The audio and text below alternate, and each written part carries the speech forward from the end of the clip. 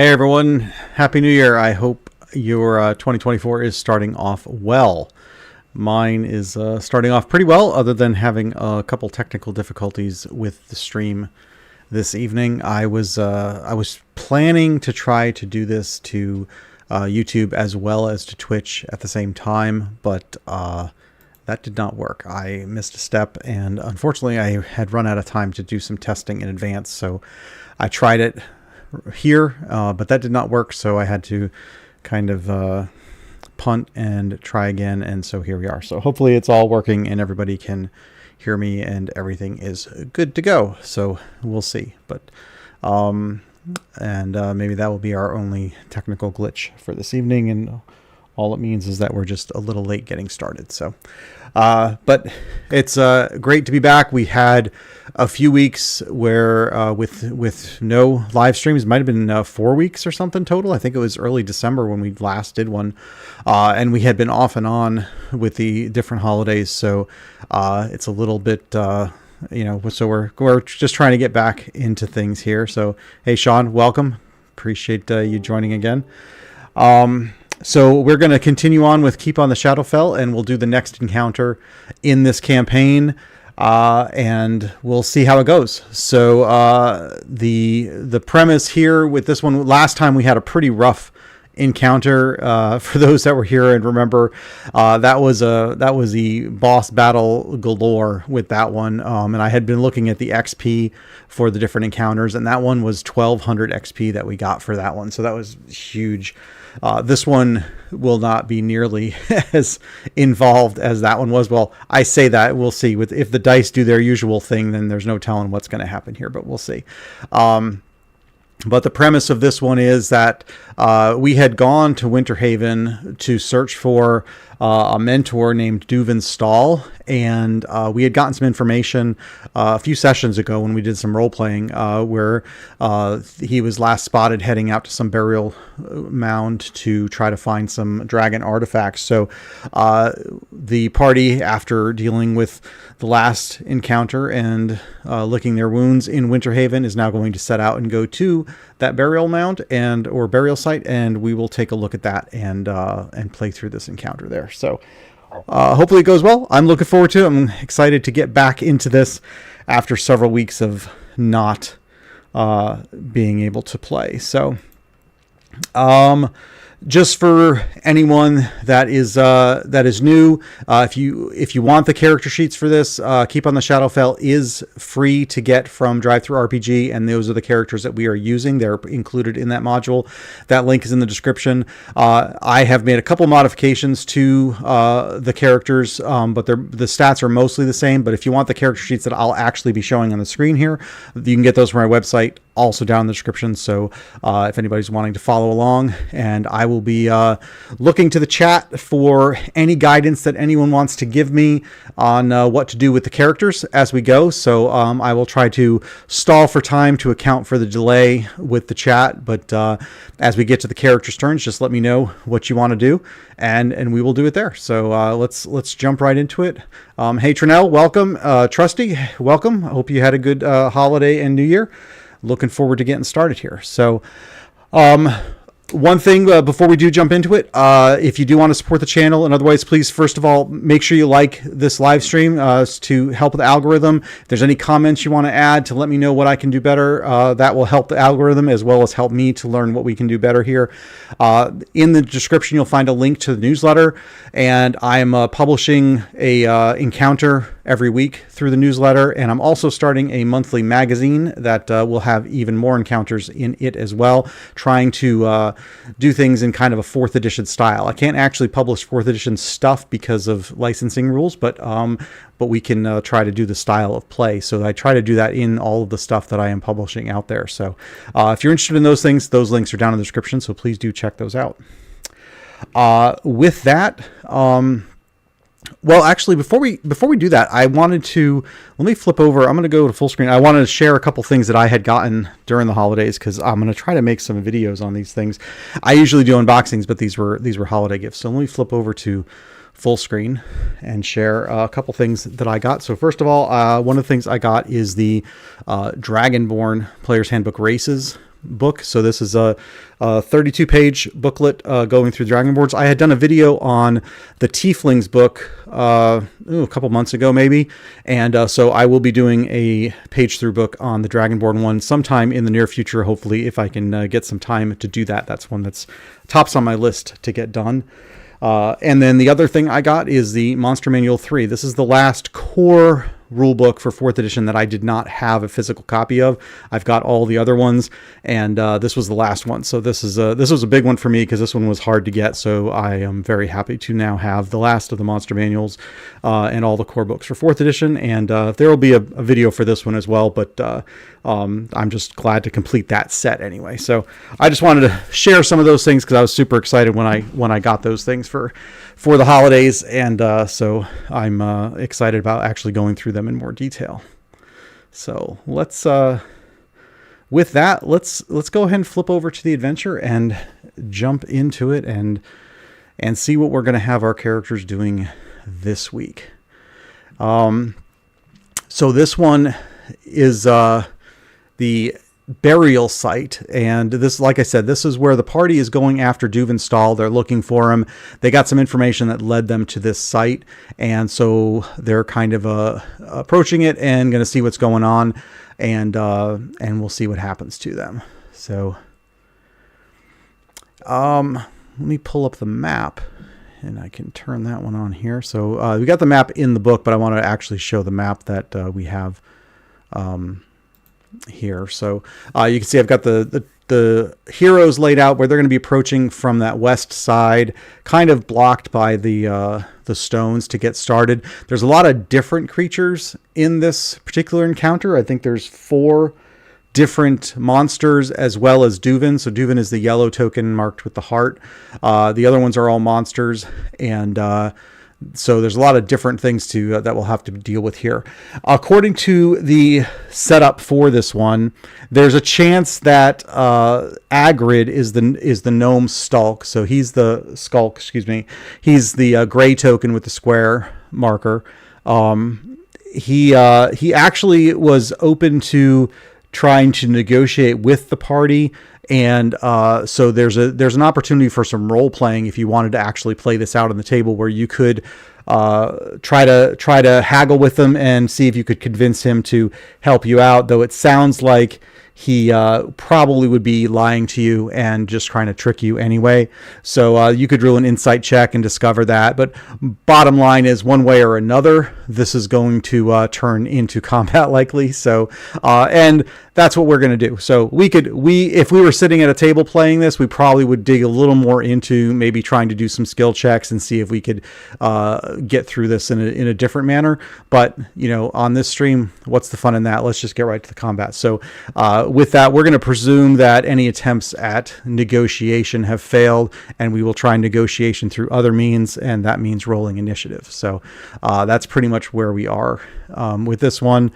There are some tactics in here for Agrid, as well as all the other monsters and the things that they're going to do. So I've made some notes for myself to keep track of that. So hopefully I am able to keep up with that pretty well.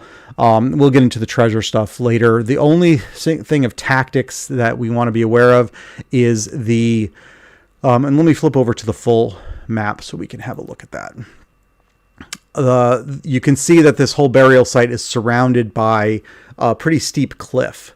That cliff is considered difficult terrain. It mentions that you can climb the slope, but you'd have to do an athletics checks to move up it at half speed. It doesn't really indicate what to do if you want to go down that slope. So I will presume that it's it just says, I guess it just says climbing the slope requires the athletic check. So I think the athletic checks probably applies even if you're climbing down the slope, to avoid having to, if you fall down the slope. So we will use that rule. So if any of the characters want to try to climb down that steep slope, then, which is, this area right here.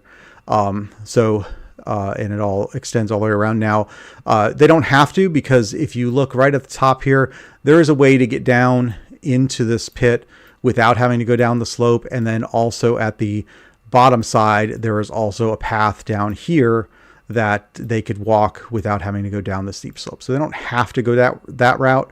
It definitely is the faster route for them if they want to go that way. So we will try to navigate that as best we can and decide how we want them to move, just keeping in mind that they will have to do an athletics check if they want to go up or down that slope. And with that, you could see that I did roll initiative already to save us a little bit of time here. So we're not just doing those dice rolls, which means that our gnome skulk, who is named Agrid, is going to go first, followed by most of our heroes, and then finishing off with the rest of the monsters. Haldor had a pretty bad roll on his initiative, so he's not going to go till close to the end. But fortunately, Keldrick did pretty well, so he'll be going first. So we do have some muscle that will be acting at the beginning. So there we go. I'm sorry, let me pause and take a look at the chat because I was overlooking that. Yeah, we were using the Missing Mentor adventure hook. I'm pretty sure that's the one we decided. I think we had looked at like the mapping one, but that was gonna be a little too complicated. So we're doing the Missing Mentor. And the last quest was, yes, 1,250 experience points. I was actually looking, I had put together a whole spreadsheet because I was trying to track when we should be getting to level 2, because this adventure is supposed to actually get us, when we finish it, we should be going to level 4. So we should be covering the first like 3 levels of advancement here. And I wasn't sure exactly when that was going to start.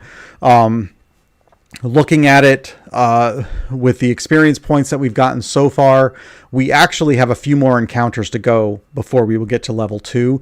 Once we finish this encounter, we then will actually be heading into the keep, and we're going to be a few encounters into the keep before we get enough experience points for the party for everyone to level up. So seems kind of weird to me. It seems like a good milestone would have been for there to be enough encounters so that you get to level 2 before you actually get into the keep, but that's not how the math is going to work. I also factored in even getting some experience points for the role-playing parts where we were in Winterhaven, but even doing that, there wasn't enough experience points really to get to level 2. So we'll just follow it based on what's in the book. So we got a few more encounters before we have enough XP to actually move to the next level, based on my math anyway. So there we go. Let's jump into it. The first creature to go is actually the gnome skulk. So that's going to be Agrid is first, and so he's got quite a bit of stuff that he can do. And I've made a couple notes because he's got a war pick for melee. He's got a crossbow for ranged. He does get combat advantage. Or a bonus for combat advantage. The really cool thing is this fade away, which is a encounter power, but it allows him, if he takes damage from any source, then he gets to use this where it turns him invisible until he attacks or the end of his next turn, which is pretty cool power. It's only an encounter power, but that one looks pretty cool. And then he has a reactive stealth. If he has cover or concealment when he rolls an initiative check at the start of the encounter, he can make a stealth check. That one, he doesn't have cover or concealment here, so I didn't factor that into anything. And then when he has Shadow Skulk, when a Gnome Skulk makes a melee or ranged attack from hiding and misses, it's still considered to be hiding. So I presume that will come into play if he gets to use his fade away, because he would be, I guess, hiding if he's using that. So anyway, so he gets to go first, and let's see what we want to do here. So, one thing before we get into that, just if let me flip back over to the other view here, because I always forget about this one. Elara is, wrong button. Is our wizard and has to choose what daily power she wants. What spell does she want to prepare? She has acid arrow or sleep. Generally, everyone seems to like the sleep spell, and that's what we all choose. So, but if anybody wants something different, then let us know in the chat. Just put in there acid arrow or sleep. Which spell should she prepare for today, so that when we get to her turn, we are all set with that. So, let me flip back over here. All right. So, I did factor in some XP for the role playing.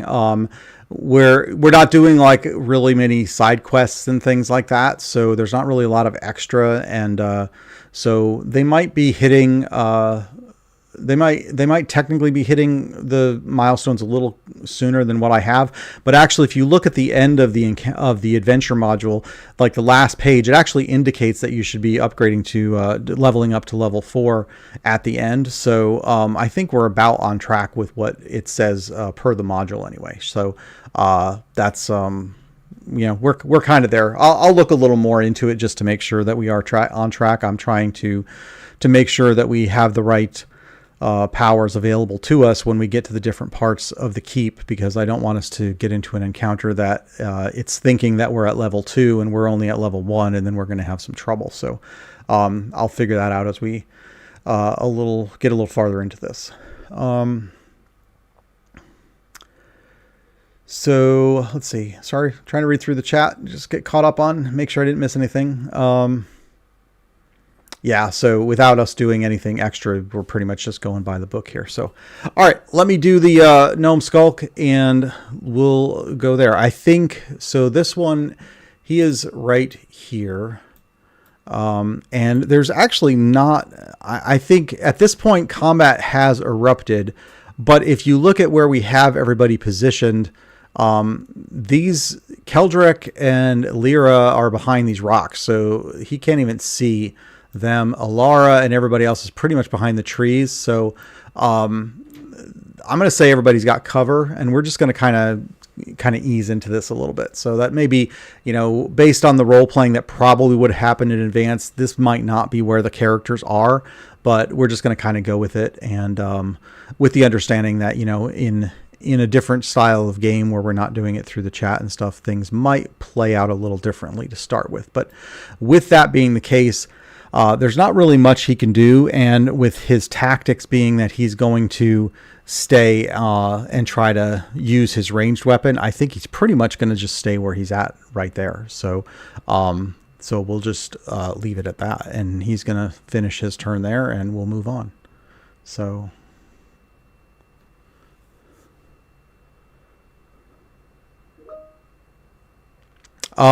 these maps are with the Keep on the Shadowfell module that you download. I believe the maps came with that, and you can extract them and get them and use them in Roll20. So that's what I got them from. Oh yeah, because they're poster maps. These are poster maps that came with the module. I mean, I have the module here, and so it actually came with poster maps of these locations. So sorry, trying to get those on the screen. So there's actually 3 poster maps with all these locations, and those are included with the module when you get it from DriveThruRPG. So and then I took them and kind of extracted them and pared them down to a lower resolution, so that, because they didn't need to be as high resolution as they were. But that's the really long way of answering your question of yes, they are available for Roll20. So let's move on to Lyra. And we'll flip over here. And let's take a look at what we think Lyra should do. Lyra is our halfling rogue. So these, so she's got second chance is an encounter power, allows her to force a reroll, but her at-wills are Deft Strike and Sly Flourish, which is her go-to. Now, obviously, she gets a sneak attack, so if she's got combat advantage on somebody, then she can deal some extra damage. So pulling up the map here, just to have a peek, she is right here. And if she wanted to, she really couldn't get too close. So 1, 2, 3, 4, 5. With a speed of 6, she can't actually even get down to the pit. She could go after this halfling right here, because that's about all her speed's going to get her. So if we wanted to do that and just do Sly Flourish on that one, then that might be a good way to go. That's one option. She is not really in a very good position to try to get down into the pit on this turn. She probably could get to the edge of it, and then she would have to try to get down to the pit the next turn. Is probably what we're looking at. So why don't we have, so let's flip back over. I think, you know, Sly Flourish is the go-to thing for her. So that's probably where we want to start with. We'll just keep it simple. So let's flip back over to this view. And I'm going to have Lyra move and basically take on this halfling right here. So, oops, sorry, gotta move 1, 2, 3, 4, 5, and 6. Oh, she doesn't have to move 6. That's actually where she knows. So 5. And then she is going to use her Sly Flourish, which is going to be a +8 versus the armor class of the halfling, which is armor class 15. So +8 versus 15.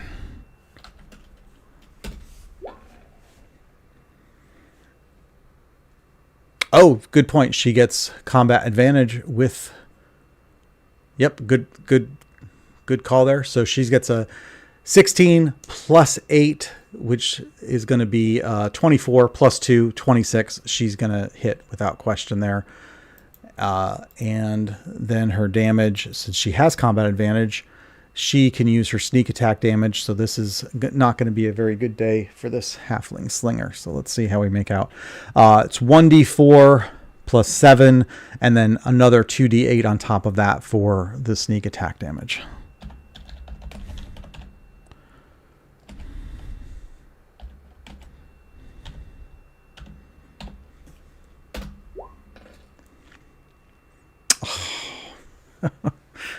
Oh, well. So actually, that's still pretty good because she's got a +7 on the damage, a bonus anyway. So we got 6 plus 2 more is going to be 8 +7. That's 15. And that is quite substantial for that halfling slinger. That halfling slinger is now bloodied. So pretty good first strike on that one. And I think that is it for Lyra. Not much else there. Let's move on to Keldrick. Flip over here and we'll have a look at what Keldrick can do. So Keldrick is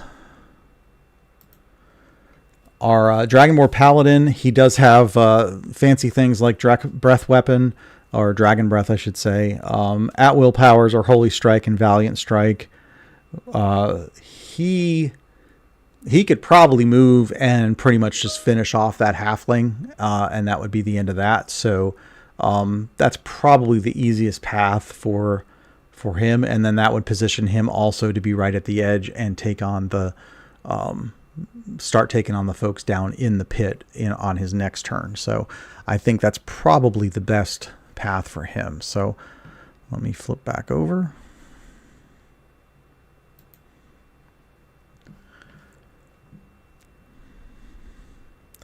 And so we got Keldrick right there, and he's going to go ahead and move. I don't know if that was the square he was in or not. 2, 3, and we'll go ahead and put him right here. And that puts him right next to that halfling, halfling slinger. And his will do Valiant Strike because... that just gives him an extra bonus for an enemy. So Valiant Strike will give him for his attack is +7 and then +1 for every enemy adjacent to him. So that'll give him a +8 against the armor class of the halfling, which is 15. So we're looking at +8 versus 15 is what we're after here. 9 + 8 is going to be 17 versus the 15, so no issues there. Damage for Valiant Strike is going to be a 1d8 + 4.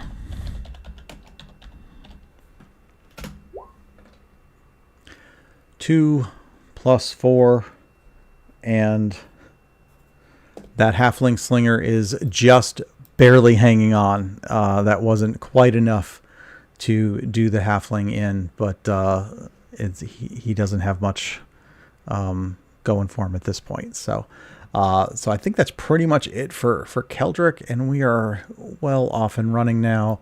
Therian is our cleric, and We certainly don't have anybody that needs any healing right now. Yeah, I agree. When we get to... So where's Alara? Alara's just a couple... that halfling is going to get a turn before... I was hoping that we could finish off the halfling before it even got to its turn, but no such luck there. So, but Alara definitely, I think she'll be taking care of the human rabble on her turn. So for Therian, Lance of Faith is our usual go-to, and then because we can grant a bonus to an ally on their next attack. We don't have anybody that needs to make saving throws, and we don't really have anybody that needs healing or temporary hit points, so Sacred Flame is not going to do much for us at this time. Sorry, I don't mean to step on you right there, Trinell. As soon as you make the suggestion, I shoot it down. So I think because we don't have anybody that needs a saving throw or that really needs any extra hit points, I think Lance of Faith is probably the better option. It's slightly higher damage, and then we grant a power bonus to somebody for their next attack, which is probably helpful. So, and it's also, well, they're both ranged, so I guess that doesn't make any difference. So why don't we go with that? Let me flip back over. So Therian, he doesn't actually have to move, but I'm going to put him at least just a little closer. So 1, 2, 3. I'll put him right in these trees here. Just so he's a little closer, but also not in anybody else's way. And that puts him in range for to hit this halfling. And we'll do Lance of Faith, which is going to be a +3 versus Reflex. The Reflex is a 15, same as the armor class. So we're looking at a +3 versus Reflex. Let's see how he does. Oh, not today. So that's only going to be a 5 against the 15, so no luck for Therian on this one. There's no extra things there. That is a standard action, so really nothing else that he can do there. So it's a valiant effort, but just came up a little short. All right, so our halfling, despite my best attempts, the halfling will get a turn before this in this round. So let's see. Pull up that one. So the halfling slinger he's got a dagger, but he really can't use his sling because he's got these, well, at least he's got these folks adjacent to him. And I presume even if he's using his sling against somebody else, it would still provoke a opportunity attack. But he does have his dagger. He has Stone Rain, but that is also a ranged attack, so that's not going to do much. He gets combat advantage, or he gets a bonus on combat advantage, but he doesn't have anybody else near him. And when he's hit, I could have used that, but I didn't. So second chance would have been a good one. It's an interrupt. He could use it once per encounter. If he's hit by an attack, then it would force the attacker to re-roll and have to take the result of the second roll. So kind of like forcing them to roll with disadvantage, more or less. Not necessarily taking the lower roll, but just taking the second result. But I didn't use that in the first one, so that's on me for not realizing that. And they did actually hit. But he's just going to use his dagger. I think he'll just use his dagger on Keldrek, and we'll just do a straight +4 versus Keldrek's armor class, which is what is his armor class? His armor class is a 20, so a +4 versus 20. Let's see how it goes.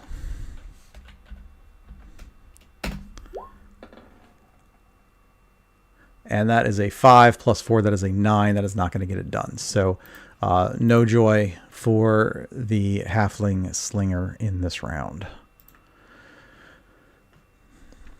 And that brings us to Alara. So here's the question with Alara, as I know we wanted to use magic missile.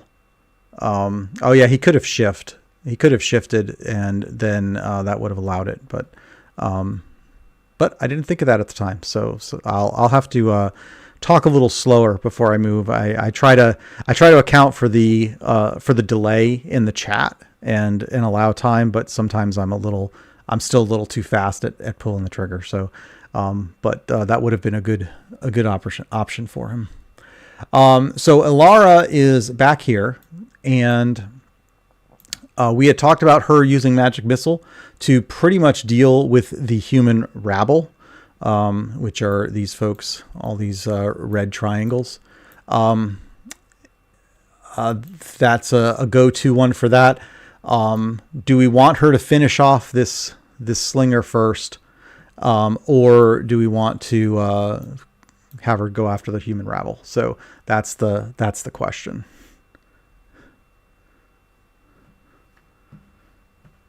Yeah, yeah, he got nervous. Yeah, I mean, given the state of his health right now, I can imagine he would get a little nervous and kind of not know what to do. So, but that's the question for Ilara. Do we want? She's going to use Magic Missile, but should she use it on the human rabble? Start using it on that, or finish off the slinger? That's ultimately what we've got to decide here. And let me see. I'll go ahead and pull up her sheet just for reference. So, the Magic Missile, as listed in the Keep on the Shadowfell module, is the original 4th edition one, where it's rabble. It's like the Hamburglar. The original 4th edition version of Magic Missile, you actually had to roll an attack for it, but they changed that rule later on. I don't think I know they changed it in Essentials, but I think it had changed even before then, where it went back to being an auto hit. So I updated the character sheet to reflect that updated version where Magic Missile now auto hits. So that's the only difference, the only change I made to the character sheets as they exist in Keep on the Shadowfell, just because I felt like that was one that was probably important enough where it was worthy of change. So Magic Missile will auto hit, and it sounds like we're in agreement that sticking with taking out the rabble is the way to go. So Magic Missile is a auto hit, deals 2 plus her intelligence modifier damage. Her intelligence modifier is a +4, so it's going to deal 6 damage. And we're not going to use any special implements on this that add any additional stuff. So it'll auto hit against the rabble. So let's go ahead and flip back over here. And so Ilara we'll just go after the first one. We'll go after the human rabble, and with her Magic Missile. And the human rabble are actually minions, so they only have a single hit points. So that takes care of this one. So I will leave him there for now, but as we start moving around, if that token gets in the way, I'll just move the token off the map so we can't see it. So, and she really can just stay right there. I don't think we have to move her at all. So that'll be that. All right, now we get to some of the other monsters here, and these are some of the more formidable ones. This one is there are 2 guard drakes. So the one thing that helps our party, though, is that these guard drakes do not have ranged attacks. They only have melee attacks, and they're currently standing around this pit where they've been uncovering an artifact.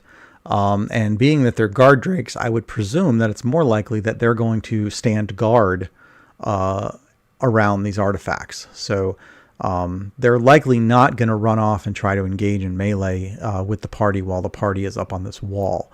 As far as strategy goes, ultimately, Dovin is the person they're after. They're trying to rescue him. So this isn't just strictly about trying to get the monsters defeated, but we actually need to try to rescue Duvin. So, which he is currently bound and gagged in this corner here, so he can't move on his own. So they're going to have to come down and get him. And they can't just sit up here on this wall and lob attacks down into this hole. They're going to have to actually go down to try to rescue their friend. So, are they supposed to charge the party? Does it say that? Did I miss that? Ooh. Orders the guard drakes to charge the character who seems the most formidable.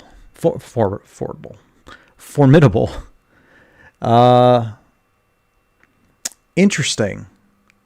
So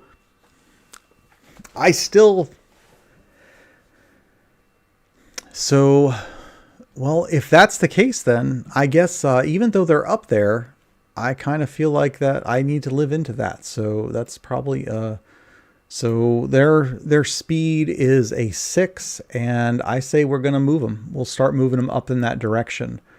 They won't be able to reach to make an attack, but let's go ahead and...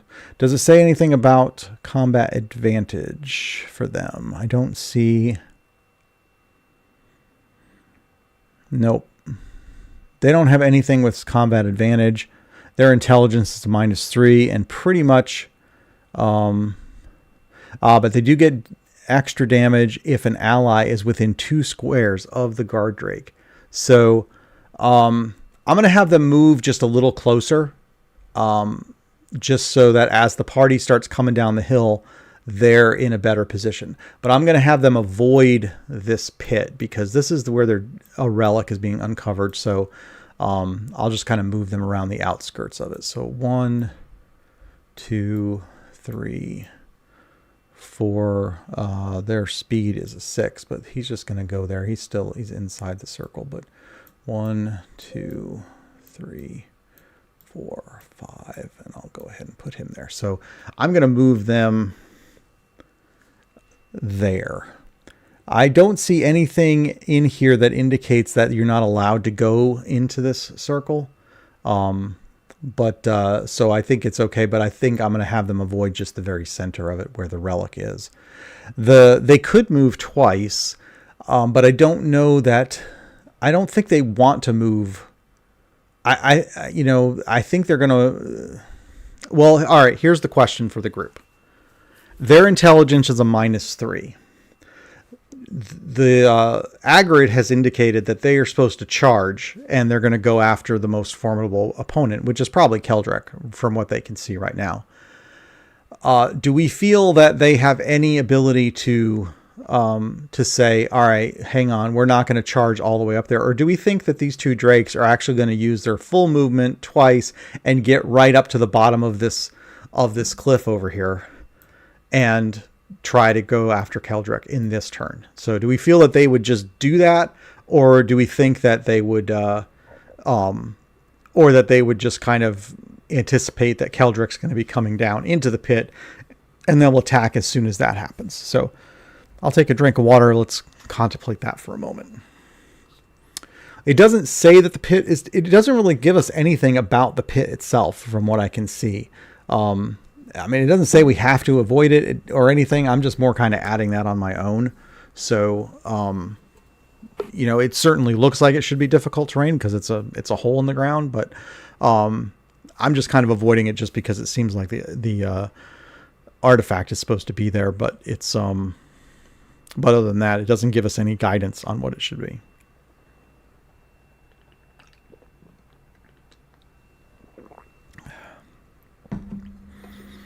All right. So we can move to Keldrick. So Drake number 1 moved 4. So he can move 2 more, and then 1, 2, 3, 4, 5. He can get to the bottom of the pit. That's as far as number 1 can go. This Drake moved a full 6. So 1, 2, 3, 4, 5. Also can move. So both of these drakes could move right here. So if we're going to follow the rules that Agrid said charge, and they are by golly going to charge as close as they possibly can, this is the place they would go. So if we think that makes the most sense for them, then I'm all for it. So let's go ahead and do that. they're going to double move and get right up to the edge of the pit. So 1, and that's actually 6, and then 1, 2, 3, 4, and 5. So the cliff itself is a double, would require, it's difficult terrain, so they really can't go any further than that. And then Drake number 2 has already moved 6, and so he'll go 1, 2, 3, 4, and 5. So that puts them, so I'm interpreting this as these guard drakes have an intelligence of -3. Agrid has told them to charge, and the tactics indicate that they would go after the most formidable opponent, who, from what they can see, looks like Keldric. They don't have the intelligence to do a lot of strategizing, and so I feel like they are just going to run as close as they can to Keldric, which puts them at the base of this cliff. Had they had a higher intelligence, we could have talked about them maybe moving up around here, and trying to do something like that, but I don't feel that would be the way. So just to give another view of the pit itself, there is a slope here up at the top that is not difficult terrain, or at least I'm not going to call it difficult terrain. And then also there's a slope down here at the bottom where you could walk, but that is a very long way around for someone to go. So just FYI, that's the two options you have, other than just climbing over the edge of the pit. All right, that is our guard drake. They only have melee attacks, so they pretty much now are here, and they would have to wait for someone to come down in this pit before they can do much more with them. And with that, let's go to Haldor. Haldor is back here, and let's have a look at what Haldor has at his disposal.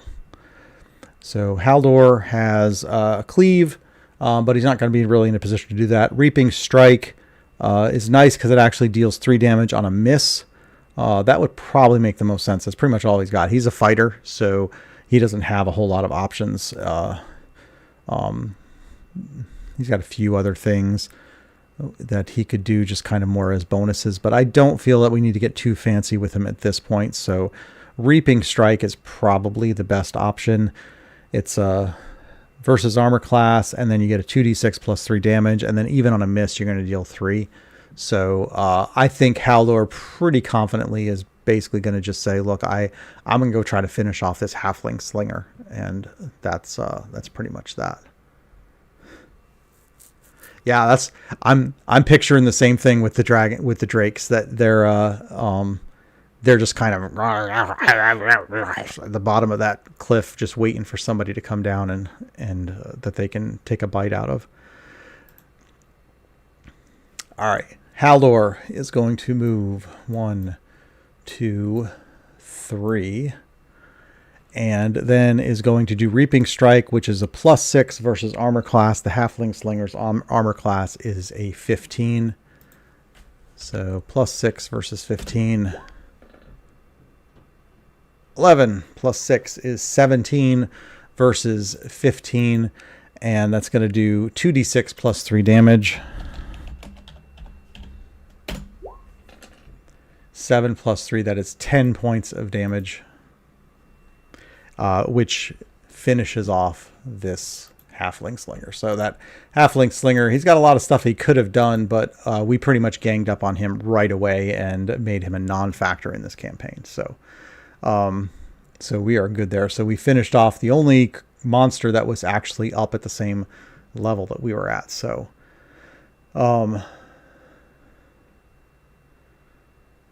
yeah,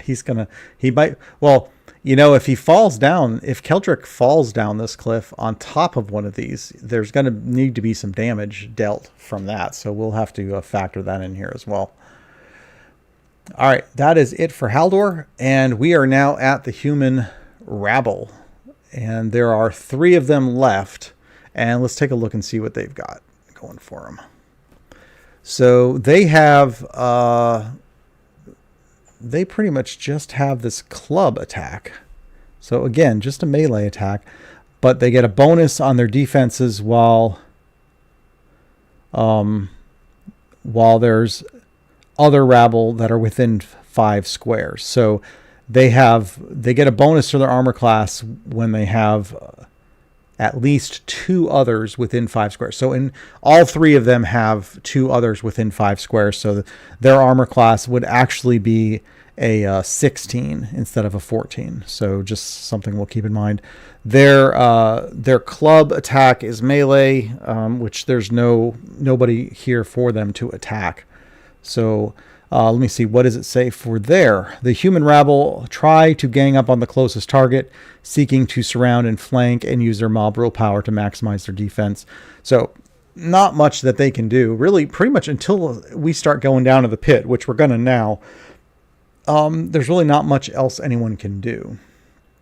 Ride the gnome's body down the edge like Legolas on a shield. See? I like that. Thinking outside the box. That's good.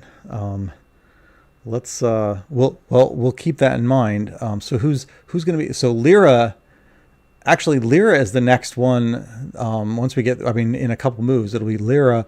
So she's in a good spot to actually do something like that. So we'll keep that one in mind. I like that.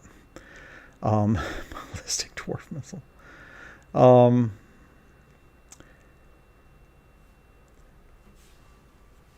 Let me see what kind of movement do they have? They've got a speed of 6. I think what's their intel? Their intelligence is -1. So 1, 2, 3, 4, 5, 6, 7, 8, 9, 10, 11. So they could actually move and get up, but they couldn't attack. They could get there. So, but they could kind of position themselves where they would have to, force us to give up opportunity attacks. So,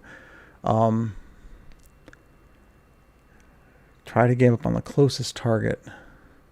Well, let's go ahead and do it. Let's go all in and let's just see how that works. So, I'm going to have the human rabble move so that they basically are going to travel up this slope and try to attack our heroes up here. And so let's see. 1, 2, 3, 4, 5, 6, 7, 8, 9, 10, 11, 12. So that's a double move for that one. 1, 2, 3, 4, 5, 6, 7, 8, 9, 10, 11, 12, I guess.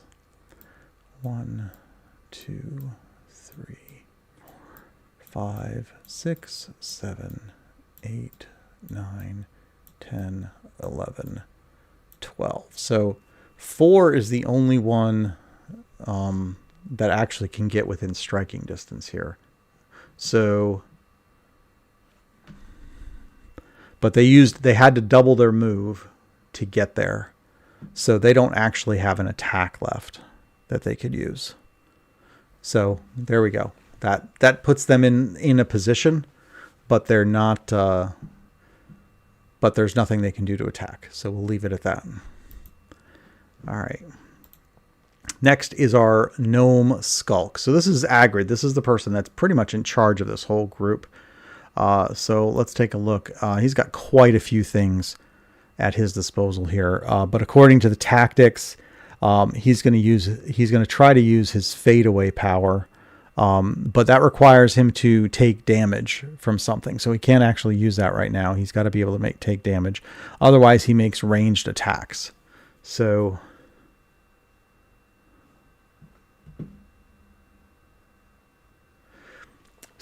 okay, we had this question last time with the charge. So we can back up a second. So, and this is one where I always mess it up. So let me take a look at the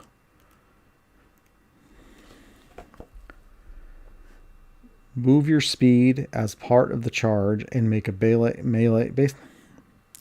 melee attack or a bull rush at the end, and you get a +1 bonus on the attack roll. Okay, so that's where I always get confused with it. So I appreciate you keeping me honest on that one. So we're going to back up. All right, and we're going to go back to this human rabble. So he moved his 6 spaces, and then we're going to do a charge. And he's going to, as part of the charge, he gets to do his full move and then do a +1 to his attack. So that's what we're going to do here. So he's moved, he's charged, he gets a +1 to his attack. Let me flip back over to the rabble here. This is just going to be with a club, so a +1. It'll be a +6 versus armor class of Haldor. And Haldor's armor class is a 17. So +6 versus 17. Let's see how it goes. And that will definitely hit. So he hits there, and that is going to do a total of 4 damage to Haldor.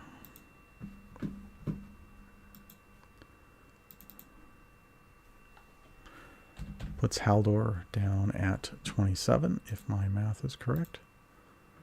Oops.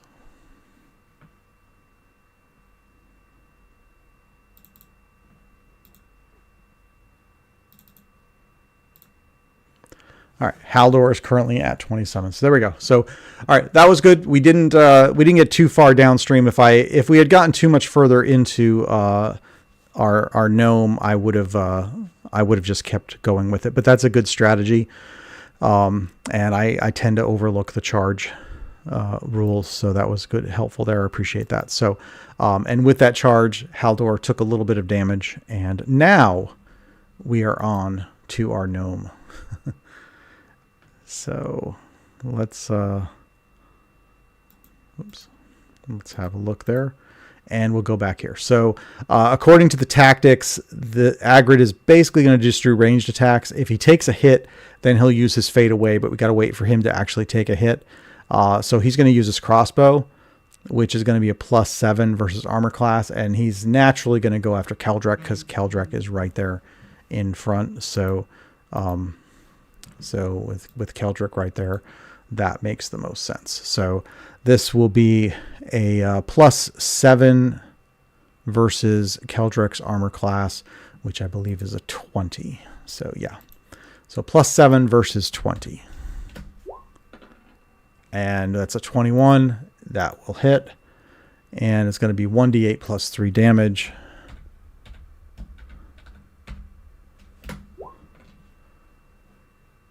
Three plus 3 is 6 damage for Keldrek.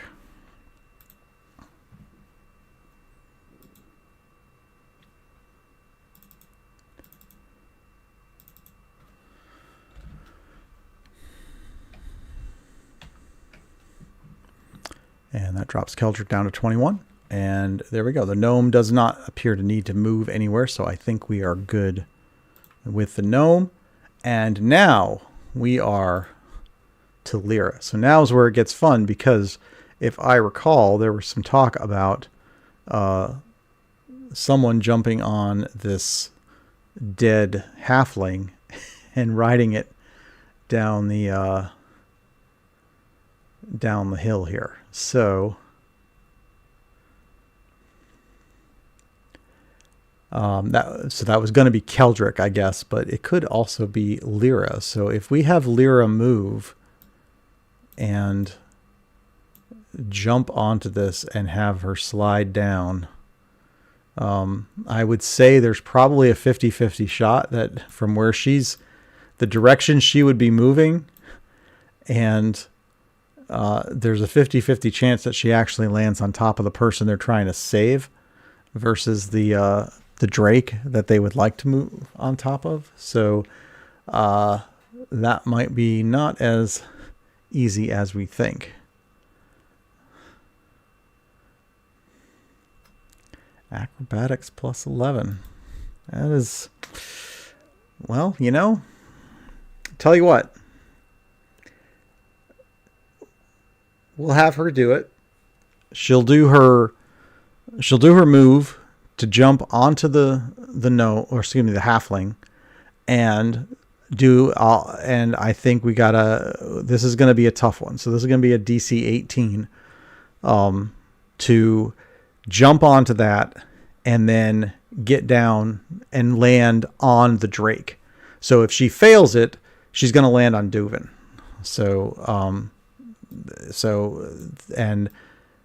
But otherwise she'll land here. So DC 18, she's got a +7 to her acrobatics. Let's see how it goes.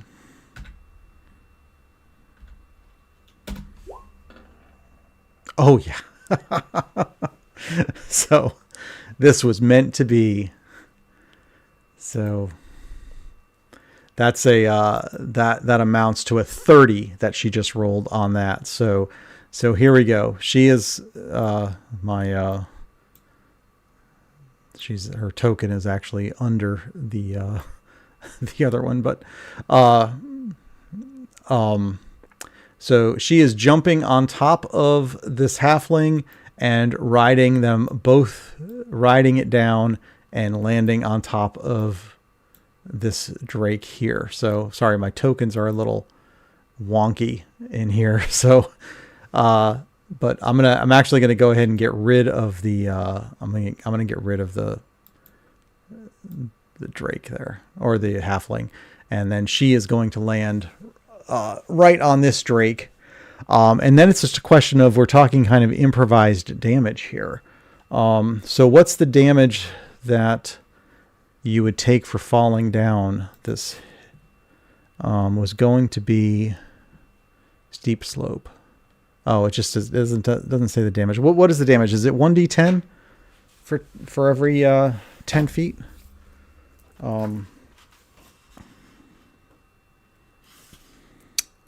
Let's see. Falling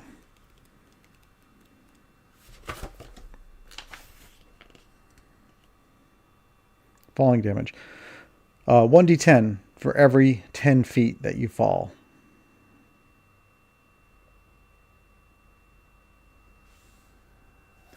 I think push. My gut is telling me that the amount of damage is, she's basically going to, by doing the acrobatics and riding this, she's going to, instead of her taking the damage for falling over this edge, all of that damage is going to go onto the Drake, who cushioned her fall as she rode the halfling down. That's what my gut's telling me. Let me just check one more thing.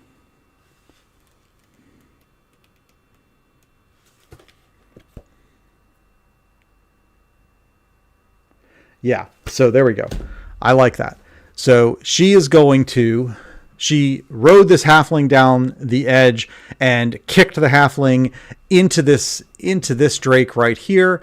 In the process, she has pushed that Drake 1 square, and she has basically taken its position. Of course, now she's not in the greatest position amongst these Drakes, but in the process is going to deal 1d10 damage to that Drake. So let's go ahead and do that. Oh, nice. Okay. And then dealing 9 points of damage to the Drake in the process. So not bad.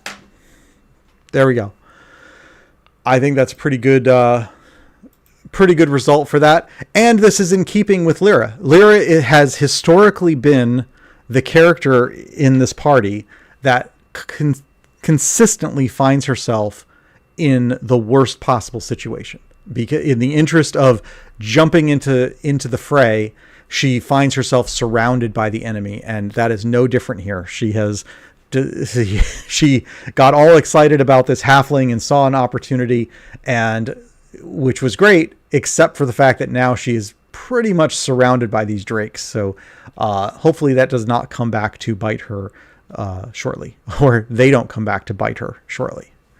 We'll see. Moving on. It is now Keldrick's turn. So Keldrick, all right, here we go. Keldrick, without the benefit of riding a dead halfling down the cliff, Keldrick could just kind of jump down onto the Drake. and do a acrobatics check himself.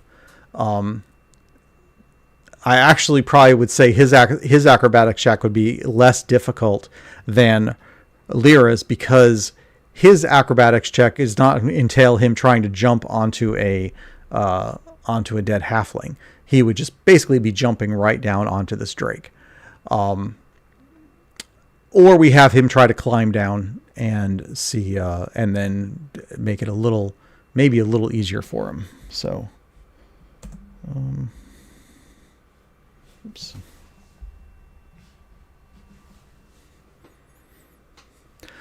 So that's pretty much our options that we have for Keldric.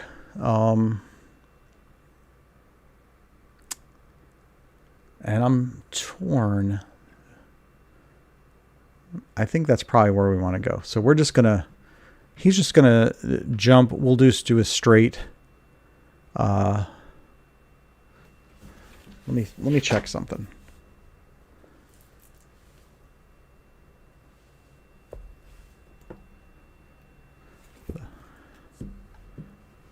Let me see if he is not trained in acrobatics. He has a -4 in acrobatics and a 0 in athletics. So he doesn't have a lot going for him on this. I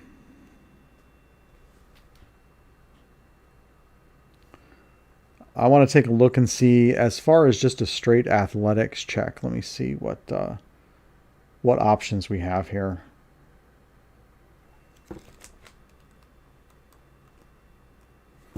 Just to make sure I'm not overlooking something that might come in handy.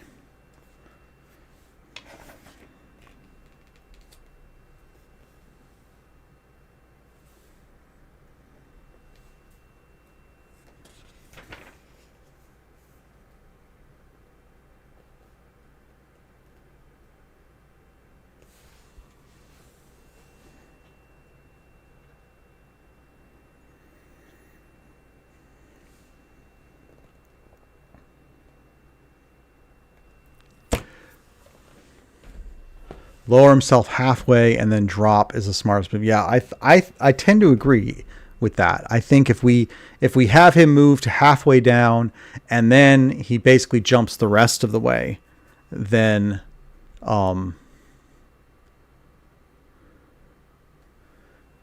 it's DC 15 to go down. Trying to think the best way to represent this, because if he's going to just jump down onto this drake and use this drake to avoid his fall, then he's going to get basically the same as Lyra. If he's successful at the check, then he's going to get a I think I got it. All right, here's what we can do. Keldric is going to jump at this drake, but it's going to be against the drake's reflex. So the drake has a reflex of 13, and Keldric is going to do a we're going to say an acrobatics. This is not going to work well. So if Keldric is going to jump at the drake, he's going to do an acrobatics check. The drake is going to do, and it's going to be against the drake's reflex. So he needs at least a 13 on his acrobatics check. If he's successful, the drake takes the damage. If he's unsuccessful, Keldric's going to take the damage. I think that's the way I want to go with this. So Keldric is right here. He is going to try to jump onto this drake, and he's going to do an acrobatics check to try to land on this drake against the reflex of the drake. So acrobatics check versus reflex, and whoever loses basically takes the damage. So yeah, Keldric is a -4. So he has to roll 17 to get this. Maybe that's not fair. So how much do we feel that Keldrick would just go for it? I'm tempted to do athletics, but I feel like if you're trying to aim at a creature at the bottom of this, that's really going to be acrobatics. This isn't just strength. This is about accuracy. And I feel like the acrobatics is going to be the way to go. That unfortunately means he has to roll a 17 to do this. But that's, I'm trying to think if there's any other things I'm overlooking here. Yeah, okay. Let's do it.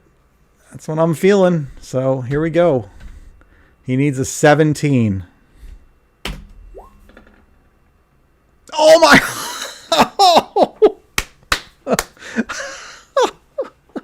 It doesn't get any better than that. That's better than rolling a nat 20.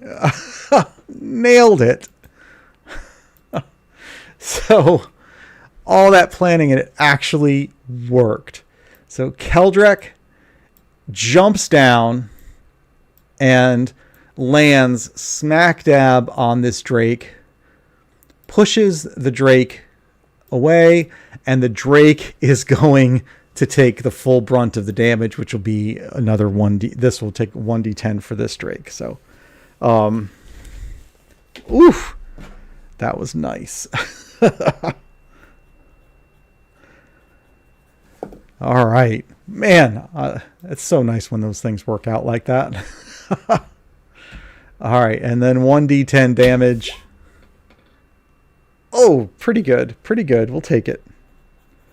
All right. And just like that, we have moved our party directly into the fray here. I love it. And we are face to face with these two Drakes.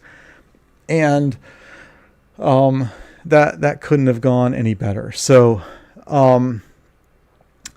so that was it was definitely his move to jump. Man, I didn't even think about that with Lyra. Lyra was the same way. Because that was really just a move, right? They didn't actually use an action. We just used their full movement to jump off the edge of a cliff. So I think that's a good point. I'm giving him an attack. I'm going with it. Yeah. He still gets an attack. So I think his Valiant Strike with because he gets a +1 for each enemy adjacent to him with Valiant Strike. So he would get a +9 to attack Drake number 2. So I think that makes the most sense. So yeah. So Keldrick now is also going to use his Valiant Strike, and it's going to be a +9 versus the armor class of 15. He does not have cleave. This is Haldor has cleave. Keldrick is our paladin. He does not have cleave. 13 + 9 is 21, and that will hit. So, and then it's 1d8 + 4 damage.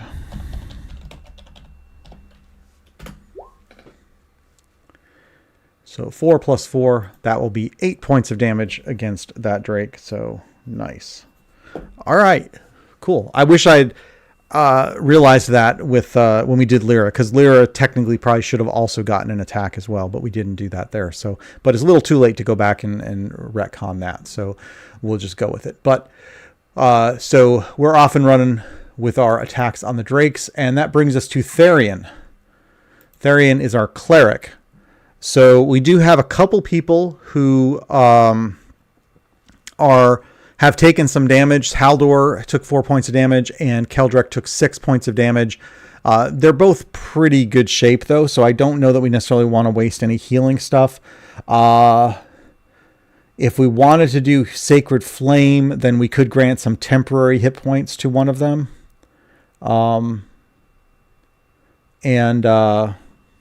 So that might be the way to go. That's also a +3 versus Reflex.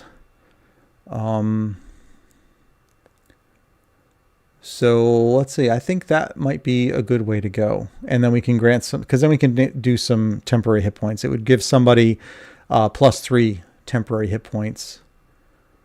Oh, Haldor. Yeah, Haldor's got the... he can... Yeah, I know what Haldor's going to do. See, it's... I can look ahead. I know what Haldor's going to do on his turn.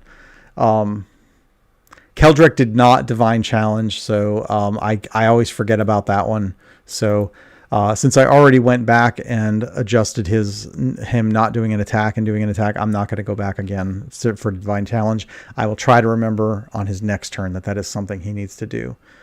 Sacred Flame on the gnome. That really makes the most sense, I think. He could go after the drakes, but we've already got people working on the drakes, so maybe the gnome makes the most sense then. So range 5, he's going to move a little bit closer. So let's see, 1, 2, 3, 4. He's got to get right to the edge of this cliff. So we're going to go ahead and move him right there. 1, 2, 3, 4. He's actually not in range even. 1, 2, 3, 4, 5. He can't get close enough to do Sacred Flame. He can't get close enough to do either of them because they're range 5. So, yeah, I think here's what we'll do. Since he can't do that, he can go, because number 3, the rabble number 3 is going to be out of range of Haldor's Cleave when the time comes. So how about we have Therian just do his Sacred Flame on number 3, and then he can still grant the temporary hit points to Keldrick. So I think that might be our plan B here. So he already moved his 3, 1, 2, 3, 4. So he's in range. And then it's going to be +3 versus the reflex of the rabble, which is just an 11. So +3 versus 11. Oh, yeah. So 21 versus 11. No problem there. The damage is going to be 1d6 +3.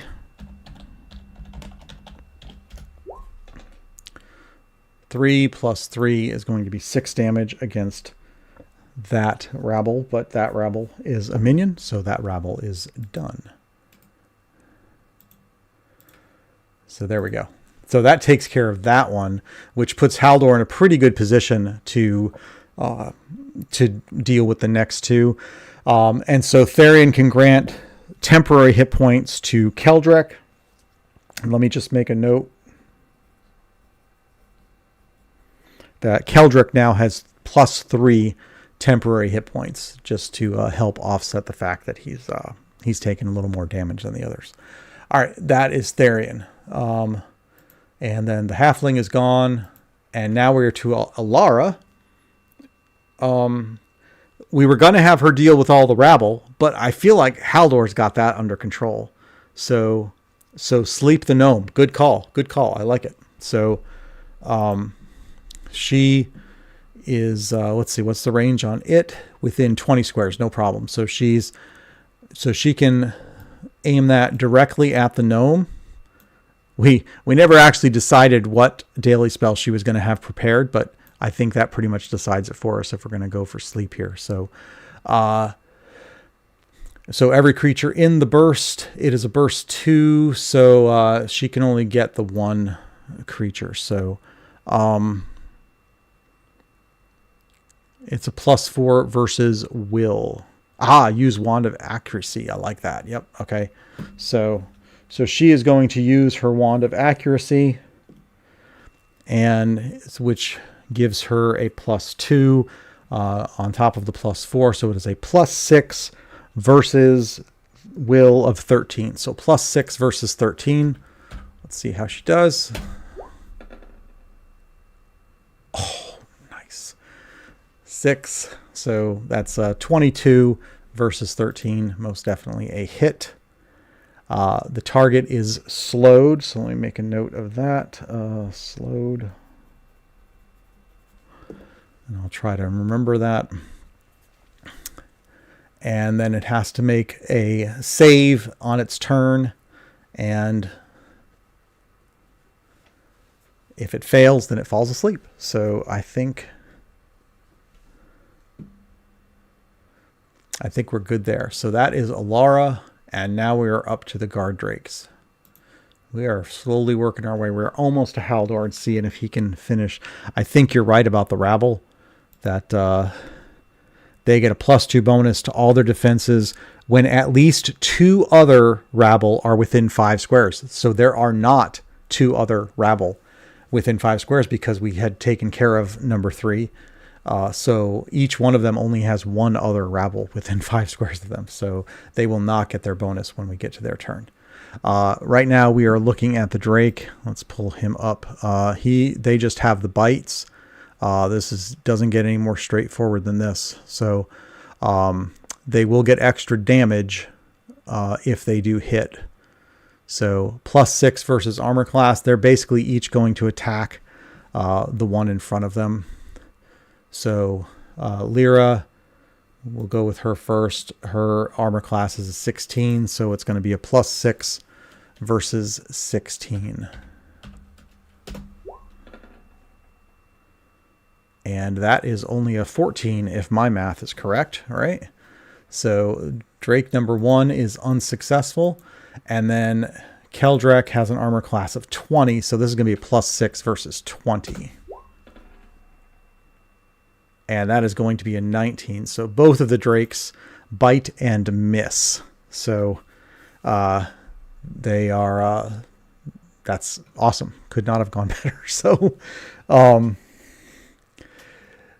the Drakes, no need to move or anything. They will just stay put, and they missed with both of their bites. And I think we're good with the Drakes. And now Haldor gets to do his thing. So I think we all know what's coming here. So Haldor is going to shift into this position. And now he gets to use Cleave, which is a +6 versus armor class. And then gets damage on top of that. So there we go. So Haldor now is in a prime position to do Cleave. Just to make sure, does he have anything else that can grant him a bonus? I don't think he has anything else that will grant him a bonus to the attack roll.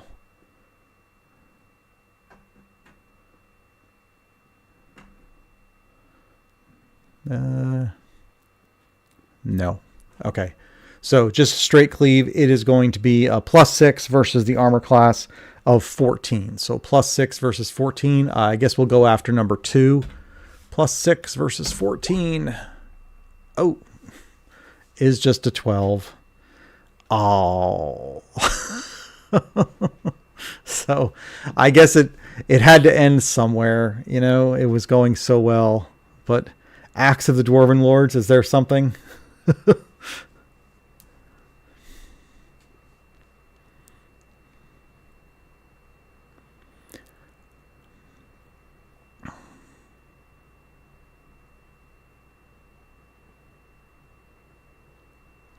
I'm thinking action point. I feel like action point when let's go for it. We're feeling confident. We just, our rogue and our paladin just literally jumped off of a cliff and landed on top of 2 drakes and are kicking butt down here in the pit. I think our party is just feeling like everything is falling in place for them. He's going to action point and he's going to do it again. So we're at +6 versus the armor class of 14. Let's go. Let's see. Against number 2.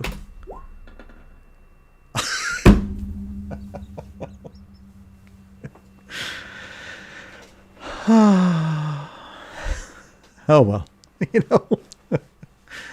what are you going to do? Just when you think you got it all under control. And that's just the way it goes. So, oh, well.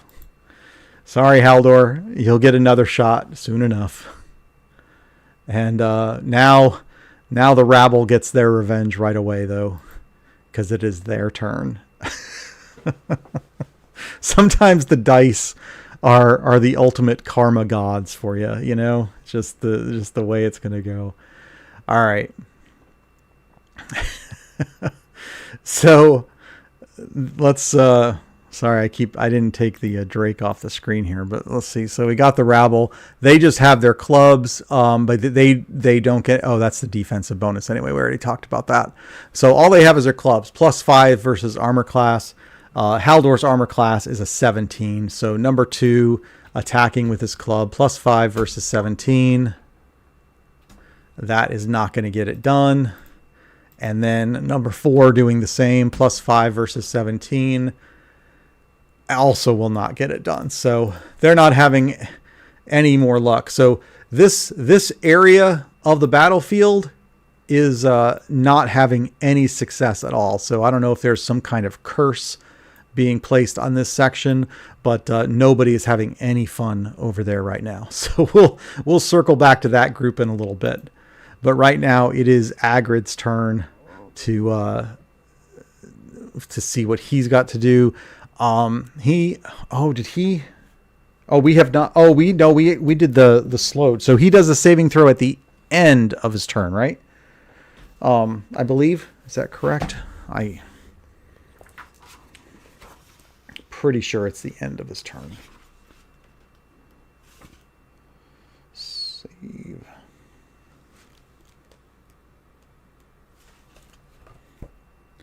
End of the turn. So he gets to do what he wants to do first. And that is going to be likely using his crossbow again. So the tactics indicated that he was going to use his ranged attack. So I think probably he's going to go after Therian. That's the closest that he can see. He's got the Drakes engaged with the other 2. So I think he'll just go up after Therian. So that is a +7 versus armor class. Therian's armor class is a 16. So +7 versus 16. That is a 19. So he will be successful on his attack. And 1d8 +3. 5 + 3. That is 8 points of damage for our cleric.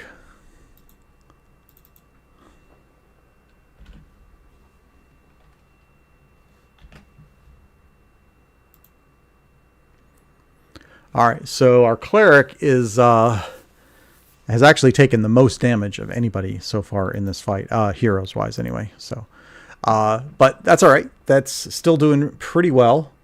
And that is it for the gnome. I think he's going to stay put where he's at, which brings us to Lyra.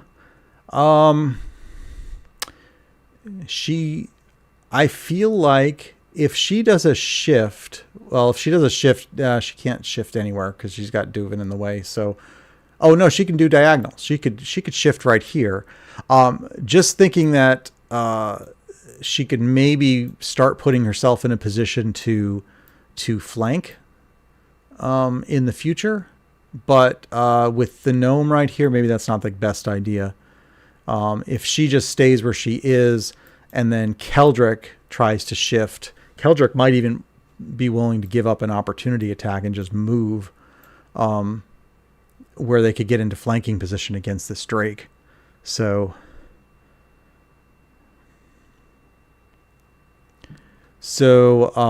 that's kind of the options. I feel like she probably would just stay where she is. I don't think she's going to want to. If she were to shift here, that starts putting her a little close to where this gnome might actually try to get flanking. So we'll just let her do her normal attack, and then Keldric can try to move on his turn. So we'll just go with that. So I'm thinking, I think just Sly Flourish. Well, let's see. Let's see if he's got. Does he? Gets a bonus. No, Keldric does not have anything that lets him do a push, so that's not going to be an option for him.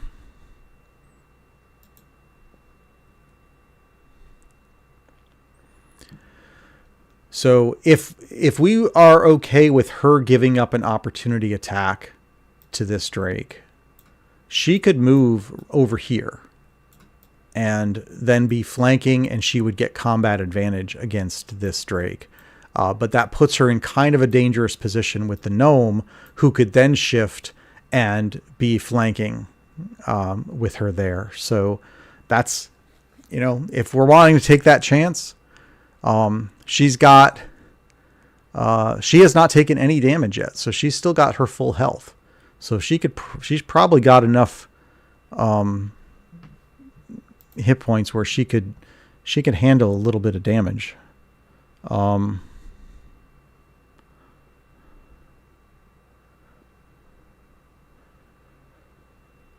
So, all right, we're going for it.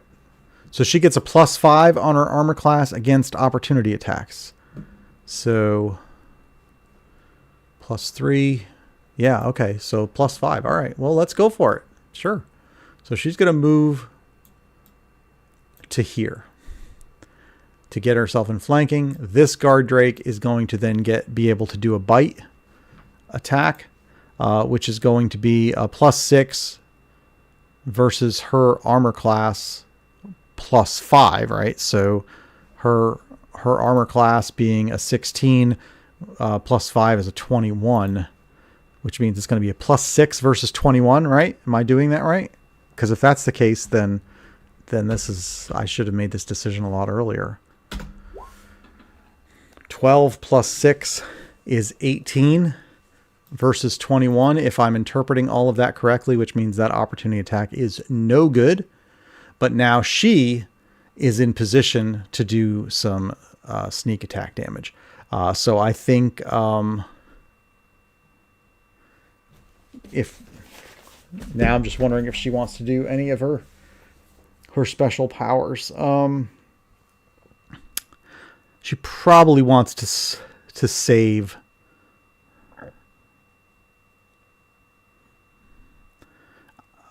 I'm thinking that we just go with Sly Flourish again.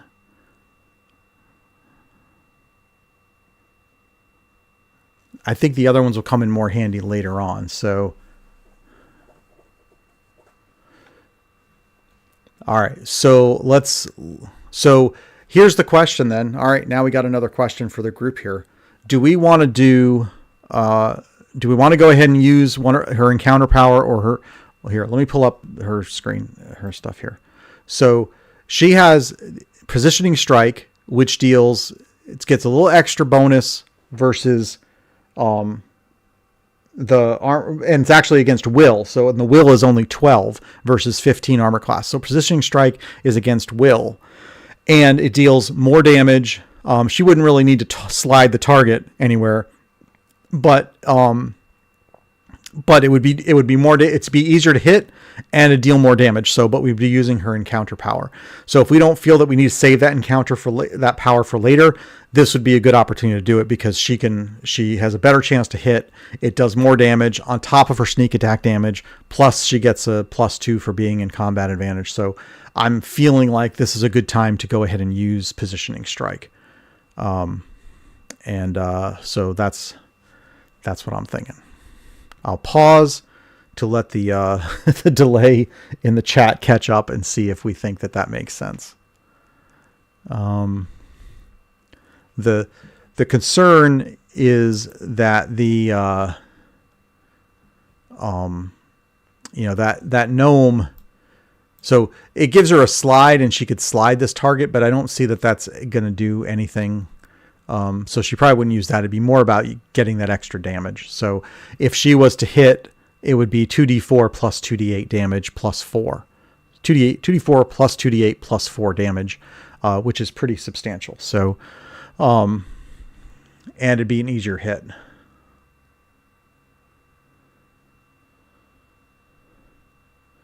So, but we wouldn't slide it. We would still leave it there, and then it would still be in... and then Keldrick goes next. So Keldrick can attack that one next. Yeah, okay. And then if we can finish that one off, then there's no chance of any opportunity attacks from the gnome. So, all right. Well, I'm going to go ahead and use Positioning Strike then. I think we'll go ahead and do that. So, can she mark it? What does she got to mark?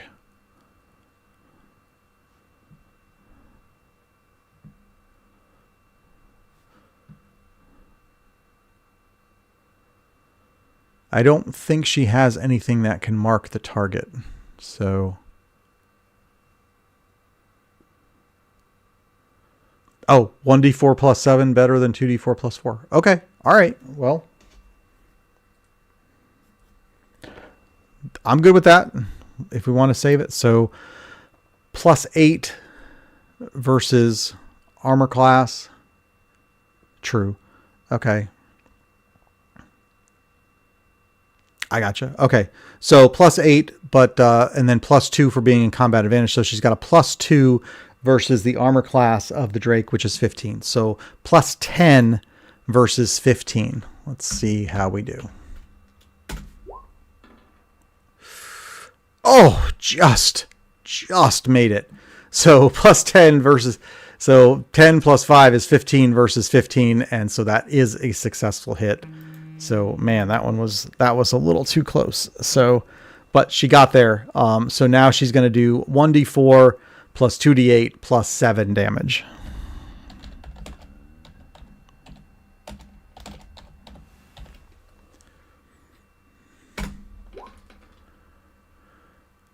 Six plus 4 plus 1, that is 11 plus 7 damage. That is 18 damage. Nice. So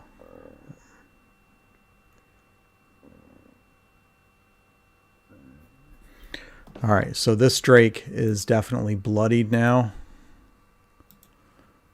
So, all right, we're in good shape there. So that pretty much does everything she needed to do on her turn. And that leaves us to Keldrick, who is definitely going to also attack Drake number 1 and try to finish it off. So I think we want Valiant Strike, because Valiant Strike, he gets a +1 for every enemy that's adjacent. So he'll have a plus. He's got combat advantage as well, so it's a +7. And then +2, because there's 2 Drakes adjacent to him, +2 for combat advantage. So that's going to be a 7 plus 4. That's going to be a +11 versus the armor class of this Drake. The Drake is armor class of 15. So we're looking at a +11 versus 15 for this one. So we'll just go ahead and do that. 9 plus 11 is a 20. That will definitely hit. And then it's going to be a 1d8 plus 4. Oh, sorry. Yeah, 1d8 plus 4. So 7. So 11 points of damage. So that Drake is not doing so well right now. Didn't finish it off. Could not quite finish it off. I'm thinking action point time. Does everyone agree with me on that one? I think, and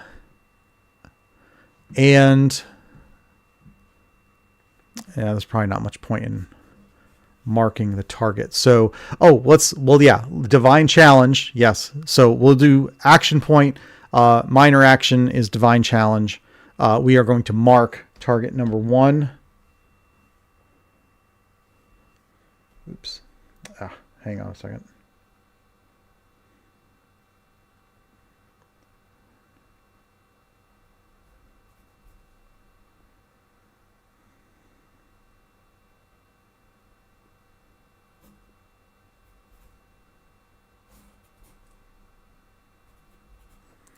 Okay, we're going to mark target number 1 so that it can only attack us. But then we're going to use our action point because Keldrick has not used his action point yet, but now he has. And let's do the same thing. Valiant Strike. It is going to be plus 11 versus 15.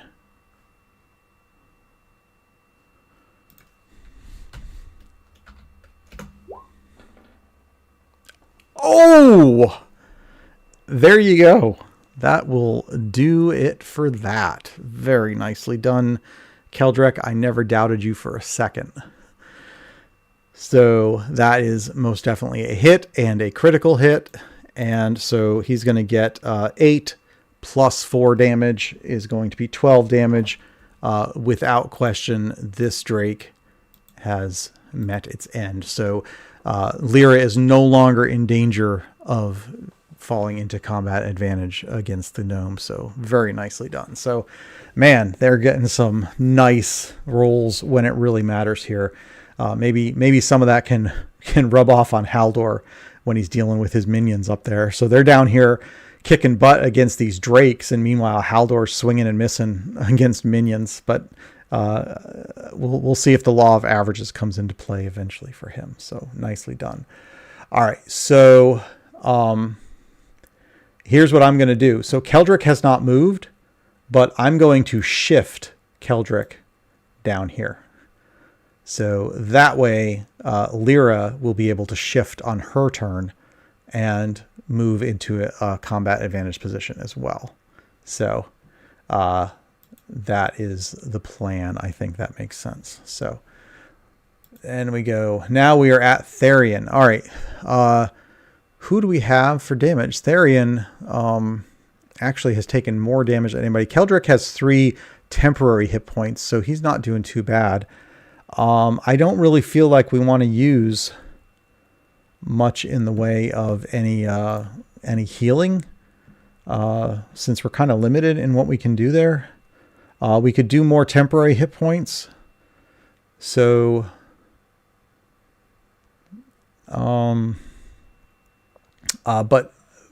see, he has the problem. He's not in range for, oh, he's in range for the Drake. Okay. Yeah, there we go. 1, 2, 3. He could do Sacred Flame to attack the Drake and then grant some temporary hit points, more temporary hit points to Keldric. Do they stack? We want to attack the minion. I feel like we need to attack the Drakes.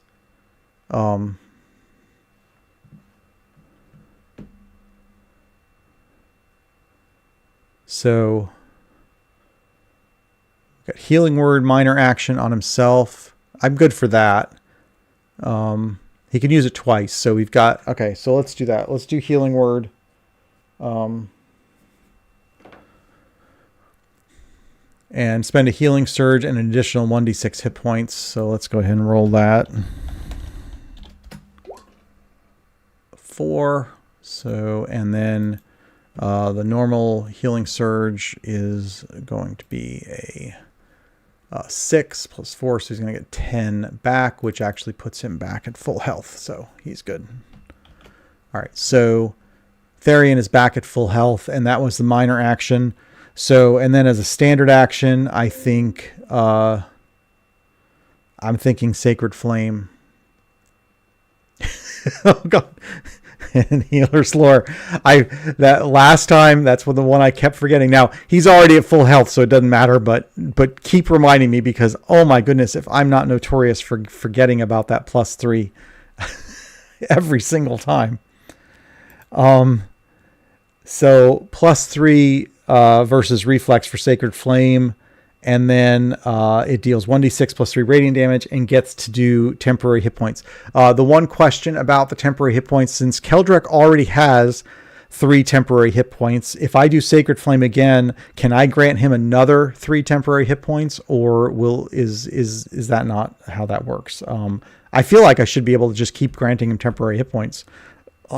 It feels like that's the type of thing that would stack. So while I'm rolling this, if somebody has an opinion on that, I would appreciate seeing that in the chat. So just let me know. But we'll do Sacred Flame +3 versus reflex of 13. So let's see how we do here. And this is on Drake number 2. He didn't get it anyway, so that's only an 8 versus 13. So, all right. Well, he at least healed himself, so that's something. So our cleric is pretty safe as far as being able to heal, so it's unfortunate. So they don't stack. So he's pretty much he wouldn't have been able to do much anything anyway. So, all right, no worries. So our halfling is gone. We are back to Alara. Oh, I forgot about Alara back there. All right. Well, magic missile. It's a question of, do we, who's she going to go after? We got the gnome skulk still, we got a drake, and we've got 2 of the rabble. I feel like Haldor is going to deal with the rabble. I think that, I'm not worried about this. I think Haldor is going to get lucky next time. So, I think we're good there. So I feel like we should do Oh, I didn't roll the saving throw for Agrid. I know I am way out of his turn at this point, but I was supposed to roll a saving throw for Agrid, and I'm doing it. So, I didn't even think about that. So I know I'm breaking my own rule about not going and retconning things when I'm like really far downstream, but that's kind of a big one, and so that's one that I need to go back and do. So what we're looking for is at least a 10 here. 19. Okay, our gnome is asleep. So I'll just put that mark on it right there to indicate he is asleep.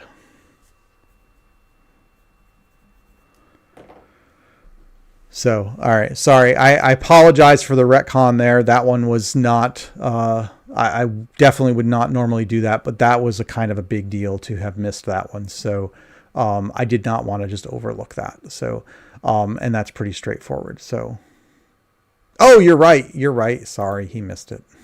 He made it. We didn't want a value better than 10. Sorry. Yeah, I got excited. All right. Let me calm down. I'm going to take a drink of water. Got a little overexcited there.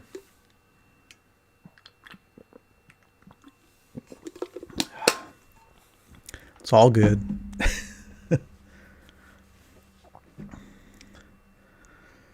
All right, so he is not asleep. The save ended. He is not even slowed anymore. So now I kind of wish I did forget it. So, but oh well. There we go. So Agrid is now, he's no longer slowed, and so there we go. Not much to be gained there. So let's get back to Elara. So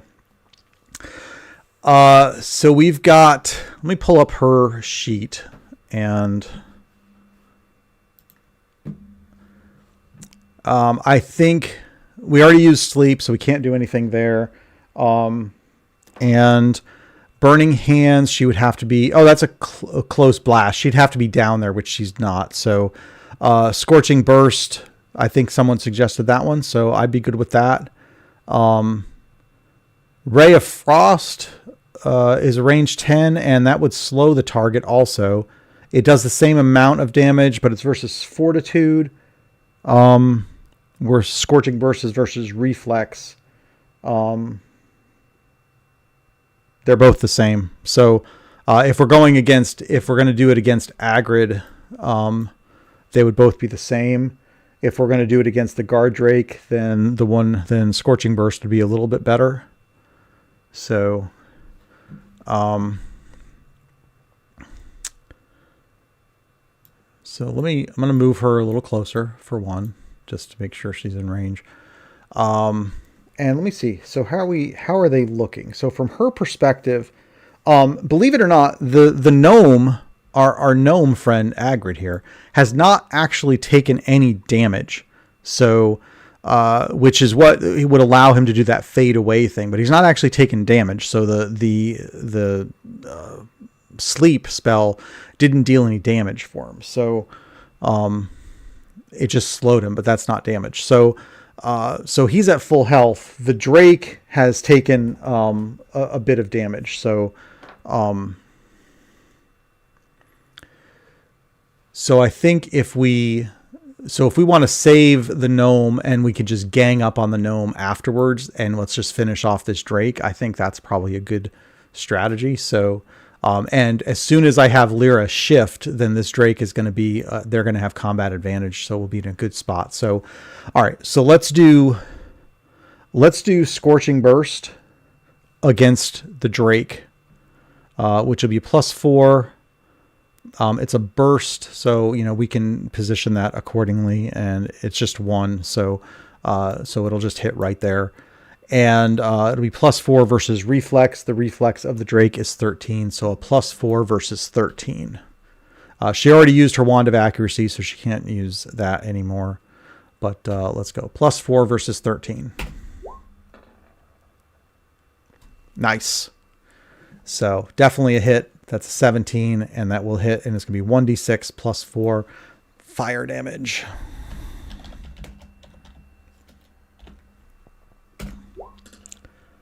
Oh, nice. 6 plus 4, that is 10 points of fire damage.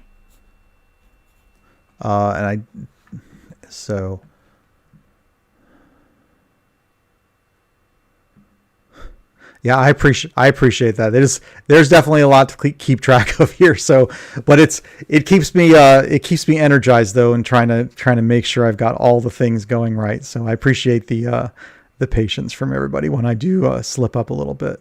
And I appreciate the chat keeping me honest when I do overlook something. It is very helpful. Let's see. So she has the Drake now is not feeling so good. So that did a pretty good amount of damage on that Drake. And she already moved. If we wanted to, we could have her go again. She has not used her action point. So we could, if we wanted to have her use her action point right now, we could go for it and just see if she can just, actually, I'm going to have her save it. I think we'll save it because we're going to need to gang up on Agrid in a second. And I feel like Haldor's got the 2 human rabble under control. And I feel like Keldrick and Lyra have this one Drake under control. And then we're going to need to really consolidate our attacks to defeat that gnome. So let's just leave it at that. We'll save her action point for the next time around. So that brings us to the Drake. The Drake just has a bite, and I think that bite is going to go against Keldrick. So so let me pull up that Drake here to make sure. Oops, sorry, I'm on the wrong. I'm going to flip over here. So the Drake is a +6 versus armor class, and Keldrick has a 20 armor class, so a +6 versus 20.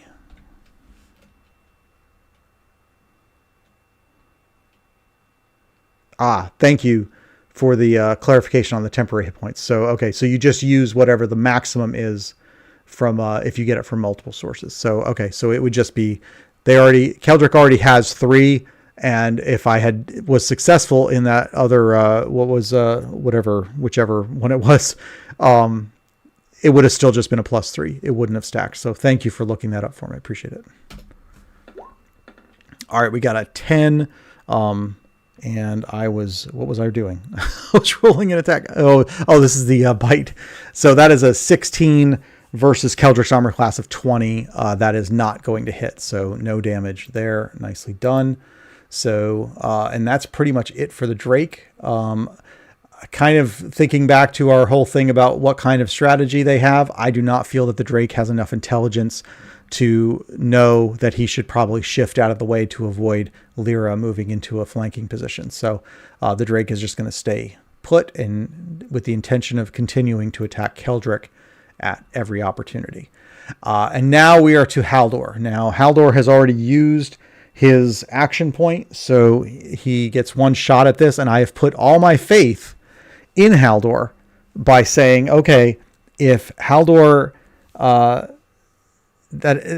already missed twice, and therefore there's no way Haldor can miss a third time when he's fighting 2 minion human rabble. He is going to come through. So he is using his cleave with a +6 versus their armor class of 14. He's got a +6 versus 14 against number 2. Let's see how it goes.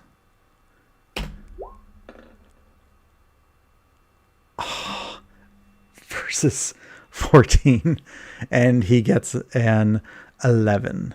So Haldor is not close. You were close.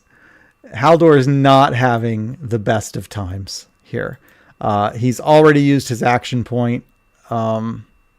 So there is pretty much nothing else Haldor can do. He's probably going to need someone. I guess next time around, Therion's going to have to help him. Yeah.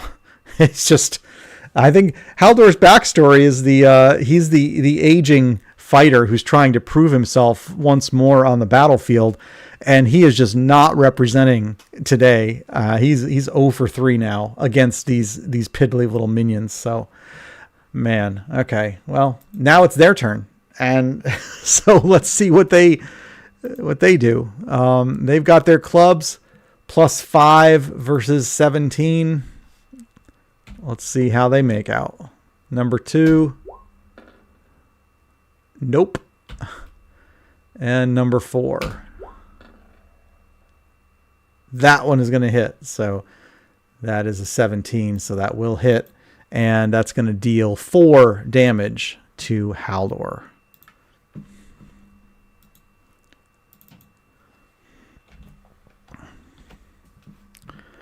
All right. Oops. Haldor card went away.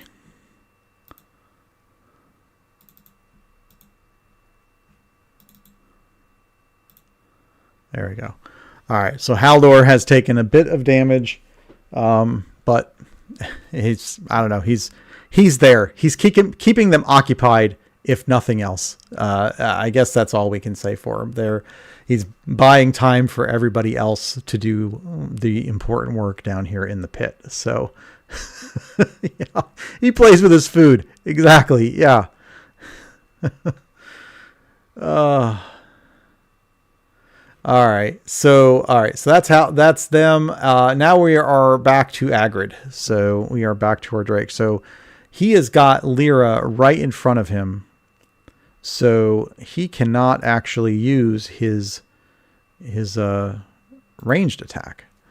So did I say Drake? I meant Gnome Skulk. So he can't use his crossbow. He'd have to use his war pick, and that's pretty much all he's got. So I think he's basically going to have to go with his war pick on Lyra and see how he does, which would be a +7 versus her armor class. So her armor class is 16. So +7 versus 16. Let's just go with it. Nope. That is a 10 versus 16. That is a miss. So, all right. So Haldor's not the only one that shows how not to hit creatures in this encounter, which is good. Works out to our advantage. So he's staying put, and now we are to Lyra, and this is where now we can put our plan into motion. So Lyra is going to shift down here, and that puts her back into flanking position with Keldrek. Oh, I didn't think about this. Just so, All right, flanking rule. She is also being flanked. Can she flank? Can you flank whilst being flanked? Sorry, checking something again. You know, some of these things you don't run into these situations very often, but we've got a nice little train of creatures on this battlefield here.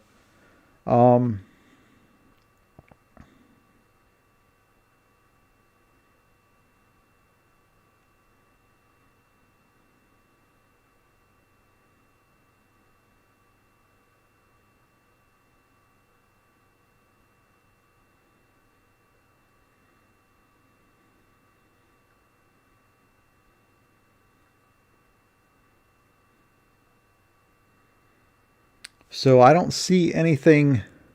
The only thing that would prevent you from being able to flank is if you have something that prevents you from making opportunity attacks, which there is nothing that prevents her from making opportunity attacks. So, okay, yeah. So she is flanking and being flanked at the same time, which is quite interesting. All right, so she's going to get combat advantage against Drake number 2. And so what do we want? We want Sly Flourish again. 1d4 +7 damage if she hits. So So it's +8 +2, so it'll be +10 versus the armor class of the Drake, which is a 15. So we're looking at +10 versus 15. Let's see, +10 versus 15. That is a 6. With +10 is a 16. And by my math, that is a hit. So very nice. And that is a 1d4 plus 2d8. 1d4, oops, plus 2d8. Ooh, oh, that is nice. That is 18 points of damage plus 7. That is 25 points of damage. That is what's called a Drake having a very, very bad day. So that Drake is done. Oh, so that went very nicely. And now we are in position here to just completely gang up on this gnome. And, we can leave Haldor. Eventually he will hit them. And in the meantime, Therian and Alara can try to... Therian will actually probably help because he can't reach this gnome. So Alara certainly can. Therian will probably go over and try to help Haldor. So, but right now, Keldrick is up and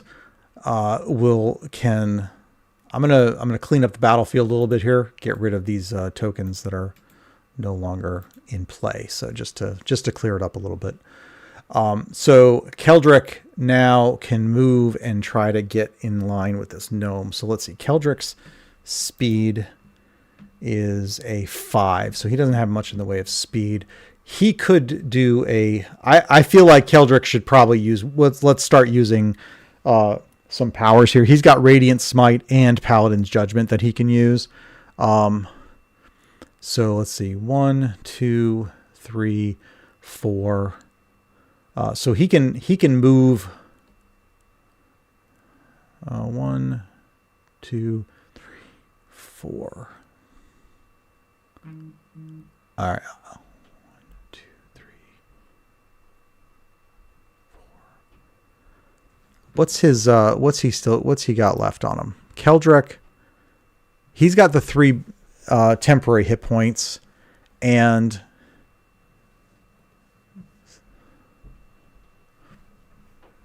how did they drop off there? That's weird. I still have them on mine, so I'm not sure why they dropped off the. Actually, I do know why they dropped off. So here, I can fix it. I know why they dropped off, but there they go.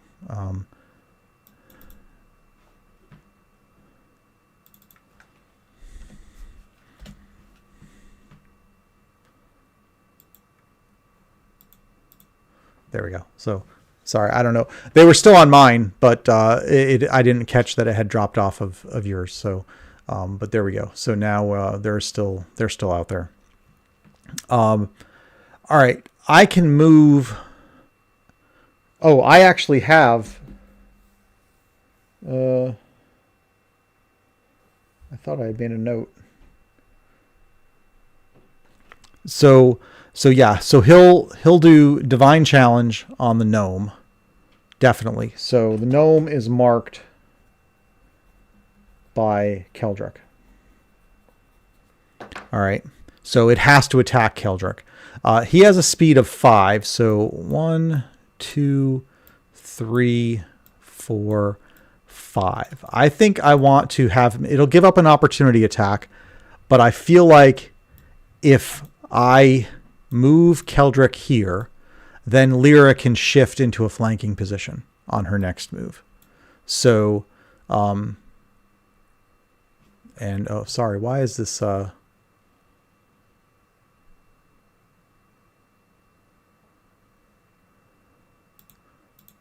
I not, I just kind of messing up with this, initiative order here. So Keldrick, it's currently Keldrick's turn. So,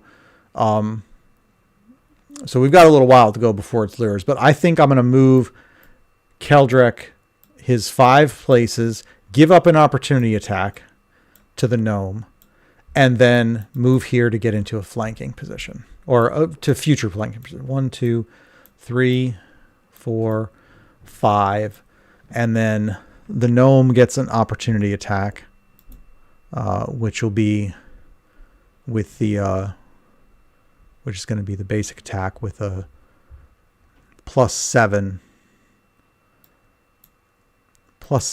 versus armor class, which Keldric has a 20 armor class. So let's see how that works. +7 versus 20. Oh! Okay. Well, this is where I come to regret that. So that is going to do 1d8 plus 3 damage. So let's...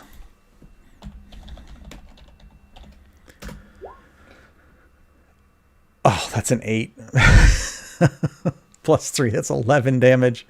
Okay. It seemed like a good plan at the time. But so Keldric has just taken 11 damage. Let's see what that does for him. 11 damage. That he did have 3 temporary hit points that we will use up, so that's actually only 7 damage. So so there we go. So that's not as bad as it could have been. But now we know what Therian is going to need to do. But now he's probably out of range. Second wind. So he's going to use his second wind so he can spend a healing surge. There we go. Problem solved. Healing surge is a 7. That brings him up to 21. There we go. All right. That's not so bad. He's in pretty good shape. So, and, oh, that is a minor action. Yeah. So if he,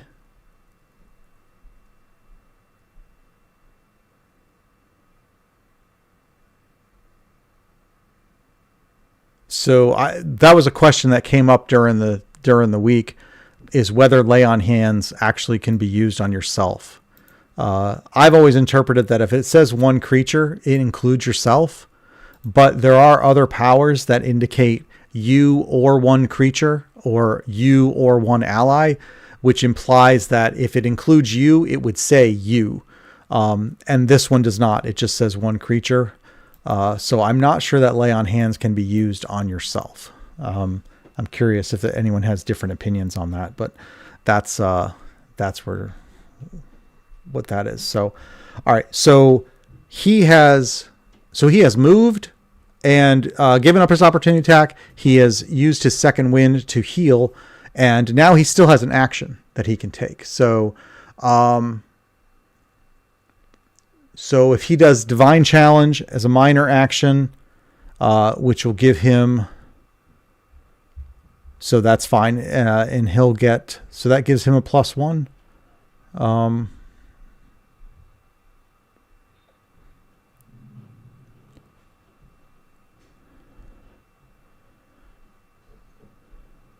Yeah, I would generally allow lay on. I personally feel that if it says one creature, unless it says other than you or something, then I would say one creature. Or if it says one enemy, then sure, it's one enemy or, whatever. But, or it would say one ally if it meant some other creature. But just a creature is just general. It means anything. So that's my feeling on it. So a second one, he's got plus. So yeah, you're right. I forgot about the +2 for armor class. So, all right. Holy Strike to get Divine Challenge, and then Holy Strike. I got you, +1. So let's do that. So he's going to do Holy Strike. It's +7 versus armor class. The armor class is a 15, so we got a +7 versus 15. Let's go for it. And sorry, let's shift that. So he's going after the gnome. +7 versus 15. 11, not going to get it done. He has already used his action point, so that is pretty much it for Keldric. All right. But he does have that gnome marked. So that gnome has to attack Keldric. It can't attack Lyra. So we are at Therian. And Therian, let me see. What does he have left? He has not used his healing strike. That's melee, close burst. The problem is he is just out of range. I feel like because he's like right here, but 2, 3, 4. It's like he is just out of range of this gnome. He would have to try to go down this hill to get there. So I'm feeling like he probably, and he doesn't really need to do any healing right now. So maybe he's in a better spot to try to just help Haldor with these minions.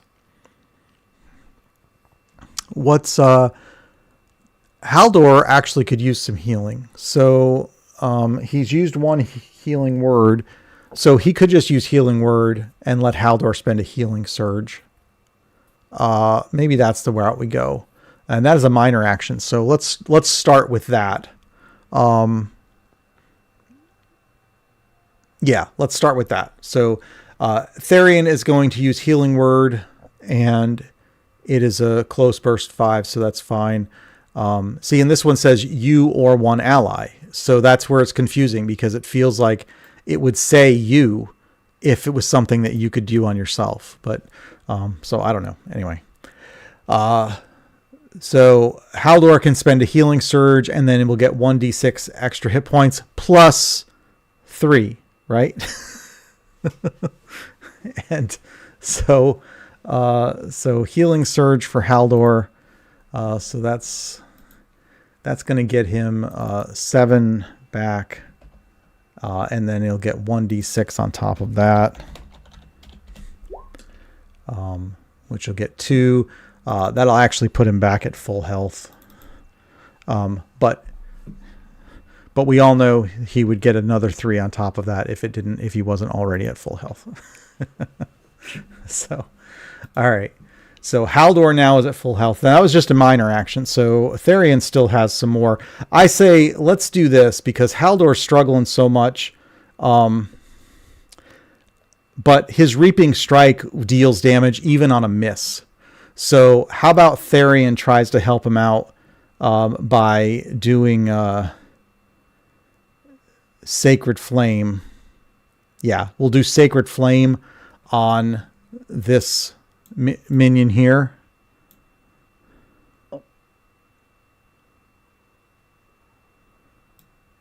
So he's going to do Sacred Flame. It's a +3 versus Reflex, and the Reflex is just an 11. So +3 versus 11. Let's see how we make out with that. Oh, man. Oh, you're right. Yes, thanks. Yeah, minions are not damaged on a miss, so that does not help. So my whole plan, forget it. It didn't matter. He missed anyway, so it all falls apart. So it doesn't matter. All right. All right. Therian, that was his action. He did his minor action. He's pretty much nothing else. He still has an action point. I'm going to save it though. I think there's, we'll keep our options open. So yeah, these minions, I tell you, they're just not, I mean, to be fair, they're not doing much either. So it's like this whole little section of the battlefield is like, what's even going on over there? So, all right. So that brings us to Elara. All right. She still has her action point, and she still has, she has Burning Hands, but she would have to be down there, and she's not down there. So, I think, Scorching Burst is probably where we want to go. And then she has her action point. So I'm predicting that, we do a double Scorching Burst, keeping in mind that this gnome has an ability where it can turn invisible as soon as it takes damage, and it has not taken damage yet. So, so that is, where we're at there, but I think Scorching Burst is where we want to go. Magic Missile is 6 points of damage. So do we want just the straight 6 points of damage? We could potentially get 10 points of damage with Scorching Burst. I guess we just magic missile. On the minions. We could just deal with the minions and then Haldor's. I'm concerned about this gnome because this gnome has this fade away feature and is going to just, yeah. Although I really like the story aspect of Alara just using these magic missiles on these two minions and kind of making a snarky look towards Haldor about, I guess I have to do everything. So, yeah, we'll go with that. So Alara is just going to do magic missile on both of these minions here. And that's going to be it for them. So, and as she does so Haldor's standing there and sees these two missiles and go flying past him and take care of these two human rabble. And Haldor turns around and sees Alara just kind of like frustrated that he apparently can't get anything done. So there we go. That now does free up Haldor to go after the gnome as well. So let's do that. So Alara did that, and then she can stay up here and plan to do Scorching Burst when the opportunity presents it. So that brings us to Haldor. Haldor now can actually come down here. Do we want Haldor to jump down the cliff? We'll do the acrobatics, or was it acrobatics? I think it was acrobatics or athletics. Sorry, athletics of 15. And I'm just going to say if it's 15, he can just jump straight down. So this is just going to be straight athletics to try to jump down and hit the ground, without taking the damage. So we're gonna keep this simple here. I might not do that in other cases, but I feel like doing that right now. So Haldor's athletics is a +8. So it's a +8 against a difficulty of 15. Okay. So a 28 against the difficulty of 15, and Haldor successfully jumps down and gets into the fray here. Sorry, I moved the wrong token. Haldor. That would be Haldor gets down and is standing here. So that is that was difficult terrain. So 1, 2, 3, 4, 5, and then 6 pretty much puts him there. So that's his movement. I think he's going to do a charge. And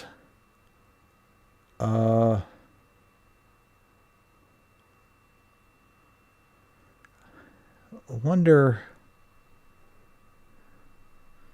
Yeah, I think all of his misses in the early part of this fight are because he's now positioned to start using his encounter power and his daily power to really do something special here. That's my prediction here. Let's see.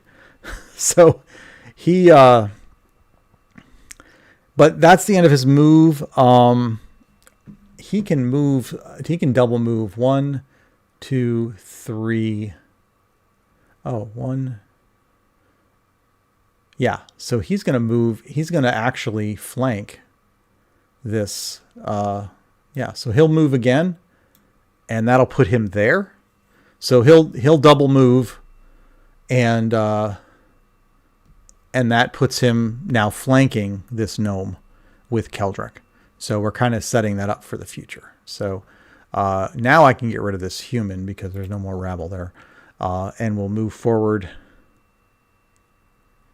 Oh, you're right. The charge. So here's the deal. I was thinking about the charge. Sure. Whatever. Let's do the charge. Okay. So he's going to get a +1. I believe it was a +1 to his attack. And is that what it was? I thought about the charge. I'm almost trying to delay dealing that first bit of damage because I'm curious when that gnome goes invisible, what's going to happen there. So it's just a +1 bonus, and then a basic attack or a bull rush. Yeah. So we'll just do a basic attack. So that's going to be a +7. So here we go. Charge. So he's moving into that position as part of a charge. It's going to be +7 versus the armor class of 16. A +7 versus 16. Let's see how we do. All right. 17 plus 7 is 24. That will definitely hit. And the damage for his basic attack is a 2d6 plus 3.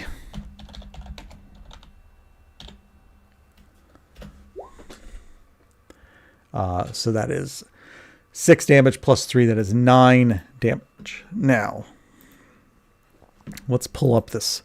So this is a... so it's going to turn invisible until it attacks or until the end of its next turn, whichever comes first. So it is currently invisible, but it has taken... what do we get? 6 plus... was it 6 plus 3? 9 damage. It has taken 9 damage. But it is currently invisible. So we'll go ahead and just put something on it. So, and I could get fancy with it if I want, but that'll make it more difficult, and I don't need more challenging things. So we'll just, everyone pretend you can't see it there. And that is it. So it is invisible until the end of its next turn or until it attacks. So we're going to keep this simple. So it is actually its turn now. And here is where, so with it being invisible, I will presume it's not going to give up opportunity attacks because nobody can see it. So it is going to move, and it has a speed of 5. So let's see, 1, 2, 3, 4.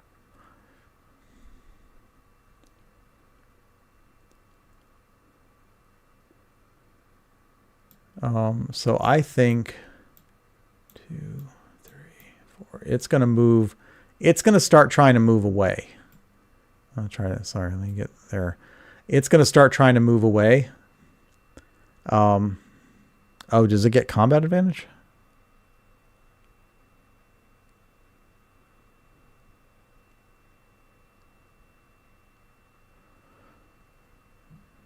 Oh, because it's yeah, it's got divine challenge. So it would have to, if it's going to attack, it would attack Keldric. So, which it's going to be visible after the end of this turn anyway. So he might as well attack. So I think how about he moves there, and then he's going to attack Keldric, and he'll use his war pick. Or no, he likes to attack ranged. So might as well have him stay up there. And then he wants to attack. Yeah, I thought about, I had the the Worm Priest a few sessions ago. We had them kind of escape, and I feel like with the way that this was going, we've been really setting this up for us to just really have at it with this gnome. So we're gonna deal with this gnome. He's staying. He's not going. So, but he's gonna go up there. He's gonna use his crossbow at Keldric, and that's gonna be a +7 versus Keldric's 20. So as soon as he fires that, he becomes visible again. And so we're looking at +7 versus 20. And that's just going to be a 10. So he reveals himself again, and he is now visible but missed. So not much else that he can do at that point. And now we are to Lyra. Lyra is... let's see. 1, 2, 3. She can move into... All right, what did she use already? She has used Positioning Strike, but she has not used Trick Strike. Oh, yeah, here we go. She can slide the target 1 square if she hits. Yeah, so she's going to use Trick Strike. All right, yeah. 1, 2, 3. So that's going to put her there. And then she's going to use Trick Strike, which is +8 versus armor class. And then 3d4 plus 4 damage. And she gets to slide the target 1 square, which means she can try to slide that target to put them into position for flanking. So for when it's Keldrick's turn. So I think there we go. All right. So +8 versus armor class. I don't believe there's any bonuses that she would get. So yeah, I don't see anything else. So +8 versus the armor class of 16. So let's see how she makes out. +8 versus 16. Oh, we are getting some of these just in under the wire. So that is a 16. So she is going to hit there. Very nicely done. That gives her 3d4 plus 4 damage. Oh, but he's going to go invisible. I didn't think about that, man. Oh, no, that was only encounter power. He only gets to use that once. That was an encounter power. He's already used it. He can't use that again. What am I thinking? So he's done with that. And that's 5 plus 4 more damage. That is 9 damage on the gnome. So he is actually bloodied now. So, okay. See, I was a little worried because I was thinking that fade away feature was one that he could use over and over again. I completely forgot about the fact that it's only an encounter power. So he only could use that the one time. So, all right. So she has him and now she is going to slide him right there. And so now he is in flanking position. She has also not used her action point yet. So now she is going to use her action point to, so she used her Trick Strike, and she's going to use her action point. And I think we're going to go with Sly Flourish, which will be a +10 versus armor class of 16. So +10 versus 16. Nice. 23 versus 16. That will definitely hit. That's going to do a 1d4 plus 2d8.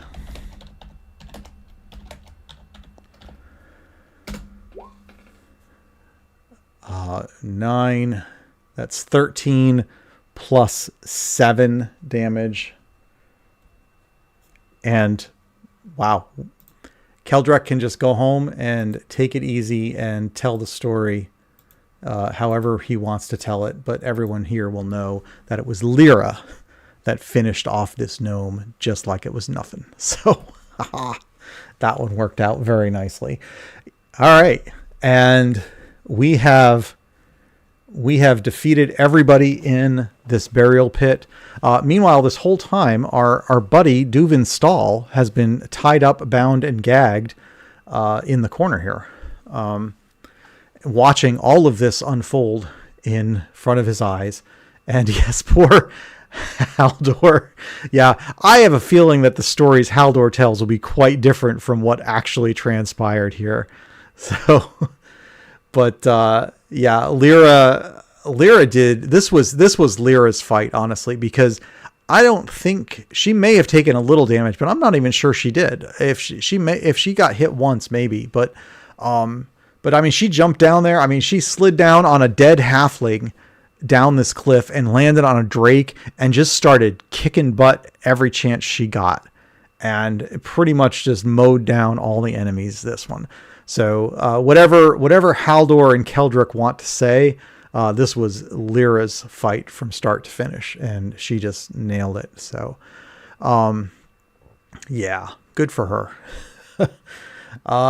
So they managed to, after they defeat everybody, they're going to go and, we'll pull up the encounter here, so we'll take a look at it. And they go and loot the bodies. There's some gold to be had, some silver pieces as well.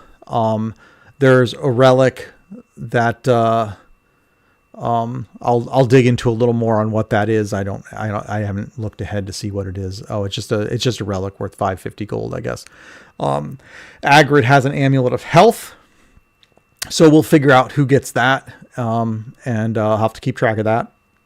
And then we free Duvan Stall, and he thanks everyone and runs off, basically. So we just kicked butt and saved his life, and his thanks is to he's gonna hand us this amulet, and then he's out of there. So this was the guy we traveled across the Ninter Vale to meet up with, our long lost buddy, and he basically is just ditching us. So we'll see where that goes in the future. But yeah, that's pretty much where we are. I think that was, for me, that was a ton of fun. I enjoyed that one.